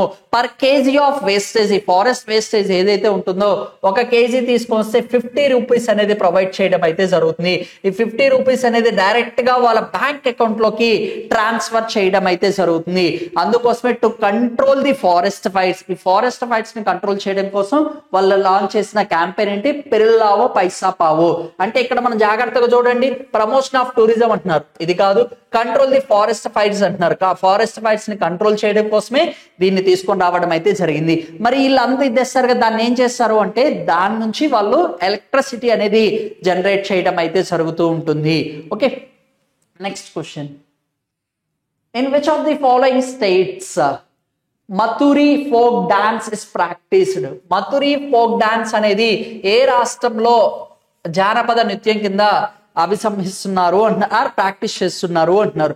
ఇది వచ్చేసి మనకి తెలంగాణ రాష్ట్రానికి సంబంధించిన ఫోక్ డాన్స్ అని కూడా చెప్పవచ్చు. ఇది మేజర్ గా తీసుకుంటే ఆదిలాబాద్ ఆ ప్రాంతంలో వచ్చేసి ఎక్కువగా ఈ ఫోక్ డాన్స్ అనే దాన్ని ఎక్కువగా పర్ఫార్మెన్స్ అనేది చేయడం అయితే జరుగుతుంది. ఇక్కడ మనకి రాష్ట్రం అడుగుతున్నారు కాబట్టి తెలంగాణ రాష్ట్రం. Next, which of the following is a national park not located in Telangana? Okay, కొన్ని నేషనల్ పార్క్స్ ఇచ్చారు, అది తెలంగాణలో తెలంగాణ రాష్ట్రానికి సంబంధం లేనిది ఏంటి అంటున్నారు. ఇక్కడ మనం జాగ్రత్తగా చూసుకుంటే Ranthambore national park and Kasu Brahmananda Reddy national park, Mahavir Harini Vanasthali national park, Mrugavani national park అంటున్నారు. మృగవాణి నేషనల్ పార్క్ అనేది ఇది కూడా మనకి తెలంగాణ హైదరాబాద్ సరౌండింగ్ లో ఉండడం అయితే జరిగింది. మహావీర్ నేషనల్ పార్క్ అనేది ఇది ఆటోనగర్ లోనే హైదరాబాద్ దగ్గరలోనే ఇది కూడా ఉంది. And Kasu Brahmananda Reddy national park అనేది కూడా ఇది కూడా హైదరాబాద్ లోనే తెలంగాణ రాష్ట్రంలోనే ఉంది. అయితే ఇక్కడ కానిది అడుగుతున్నారు కాబట్టి రణతంబోర్ నేషనల్ పార్క్ ఇది ఎక్కడ ఉంది? ఇది రాజస్థాన్ రాష్ట్రంలో ఉండడం అయితే జరిగింది. ఇండియాకి సంబంధించి టోటల్ ఎన్ని నేషనల్ పార్క్స్ ఉన్నాయమ్మా అంటే 108 నేషనల్ పార్కులు అనేది ఉండడం అయితే జరిగింది. The first national park or oldest national park ఏంటంటే జిమ్ కార్పెట్ నేషనల్ పార్క్. అది ఎక్కడ ఉంది? ఉత్తరాఖండ్ రాష్ట్రంలో ఉండడం అయితే జరిగింది. ఓల్డెస్ట్ నేషనల్ పార్క్ ఏంటంటే Jim Corbett national park Uttarakhand రాష్ట్రంలో ఉంది. అయితే మనకు వచ్చేసి రీసెంట్ గా వచ్చేసి ఎన్ని ఉన్నాయమ్మా అంటే 108 నేషనల్ పార్క్స్ అనేది ఉండడం అయితే జరిగింది. తెలంగాణలో 3 నేషనల్ పార్క్స్ అనేవి ఉన్నాయి. ఏవంటే Kasu Brahmananda Reddy national park, Mahavir national park ఒకటి, మృగవాణి నేషనల్ పార్క్ అనేది ఈ 3 కూడా మన తెలంగాణ రాష్ట్రంలోనే ఉండడం అయితే జరిగింది. తెలంగాణ రాష్ట్రానికి సంబంధించి ఒక వరల్డ్ హెరిటేజ్ సైట్ కూడా ఉంది. ఏంటమ్మా అంటే 39th world heritage site Ramappa temple. దాని నెంబర్ ఎంత? 39th రామప్ప టెంపుల్ అనేది ఉండడం అయితే జరిగింది. Okay, next who is the first Sangeet Natak academy award winner from Telangana? Telangana రాష్ట్రం నుంచి ఫస్ట్ టైం సంగీత్ నాటక అకాడమీ అవార్డు అనేది ఎవరు విన్ అయ్యారు అంటున్నారు. ఈ సంగీత నాటక అకాడమీ అనేది మనకి 1953లో అనేది క్రియేట్ చేయడం అయితే జరిగింది. ఎవరైతే పర్ఫార్మింగ్ ఆర్ట్స్ అనే వాళ్ళు ఉంటారో అండ్ హస్తకళలు కానీ ఆ కళలకు సంబంధించి ఎవరైతే వాళ్ళు ఉంటారో, ఫర్ ఎగ్జాంపుల్ క్లాసికల్ డాన్సెస్ అవ్వచ్చు, ఫోక్ డాన్సెస్ అవ్వచ్చు, లేదంటే ఇన్స్ట్రుమెంట్ ప్లేయర్స్ అవ్వచ్చు, వీళ్ళందరికీ కూడా ఒక గుర్తింపు ఇవ్వడం కోసం మనకి ఏం చేశారమ్మా అంటే సంగీత నాటకే అకాడమీ అవార్డ్స్ అనేది లాంచ్ చేయడం అయితే జరిగింది. ఇవి ప్రతి సంవత్సరం కూడా అందించడం అయితే జరుగుతూ ఉంటుంది. అయితే ఫస్ట్ తెలంగాణ రాష్ట్రం నుంచి ఎవరు విన్ అయ్యారు అంటున్నారు. ఎవరమ్మా అంటే మనకు వచ్చేసి పద్మజారెడ్డి గారు. ఎవరమ్మా అంటే పద్మజారెడ్డి గారు వచ్చేసి విన్ అవ్వడం అయితే జరిగింది. ఇన్ ద ఇయర్ ఆఫ్ 2000 ఆ టైంలో వచ్చేసి మనకి తనకి పద్మజారెడ్డి గారికి వచ్చేసి మనకి సంగీత నాటక అకాడమీ అవార్డు అనేది విన్ అవ్వడం అయితే జరిగింది. ఆమె ఎక్స్పెషల్ గా వచ్చేసి కూచిపూడి డాన్స్లు అనేది చాలా ఫేమస్ అని కూడా చెప్పుకోవచ్చు. ఓకే, నేను దేనికి ఫేమస్? ఏ డాన్స్ ఫామ్ ఫేమస్ అంటే కూచిపూడి. తను వచ్చేసి హైదరాబాద్ లో సెటిల్ అవ్వడం అయితే జరిగింది. హైదరాబాద్ లోనే ఆమెకు సంబంధించిన మ్యూజిక్ ఏదైతే కూచిపూడి డాన్స్ ప్రాక్టీస్ సెంటర్ అనేది కూడా ఒక డాన్స్ స్కూల్ అనే దాన్ని కూడా ఎస్టాబ్లిష్ చేయడం అయితే జరిగింది. Okay, this is all about today's mock test exam paper. We will meet on the next session. Thank you so much.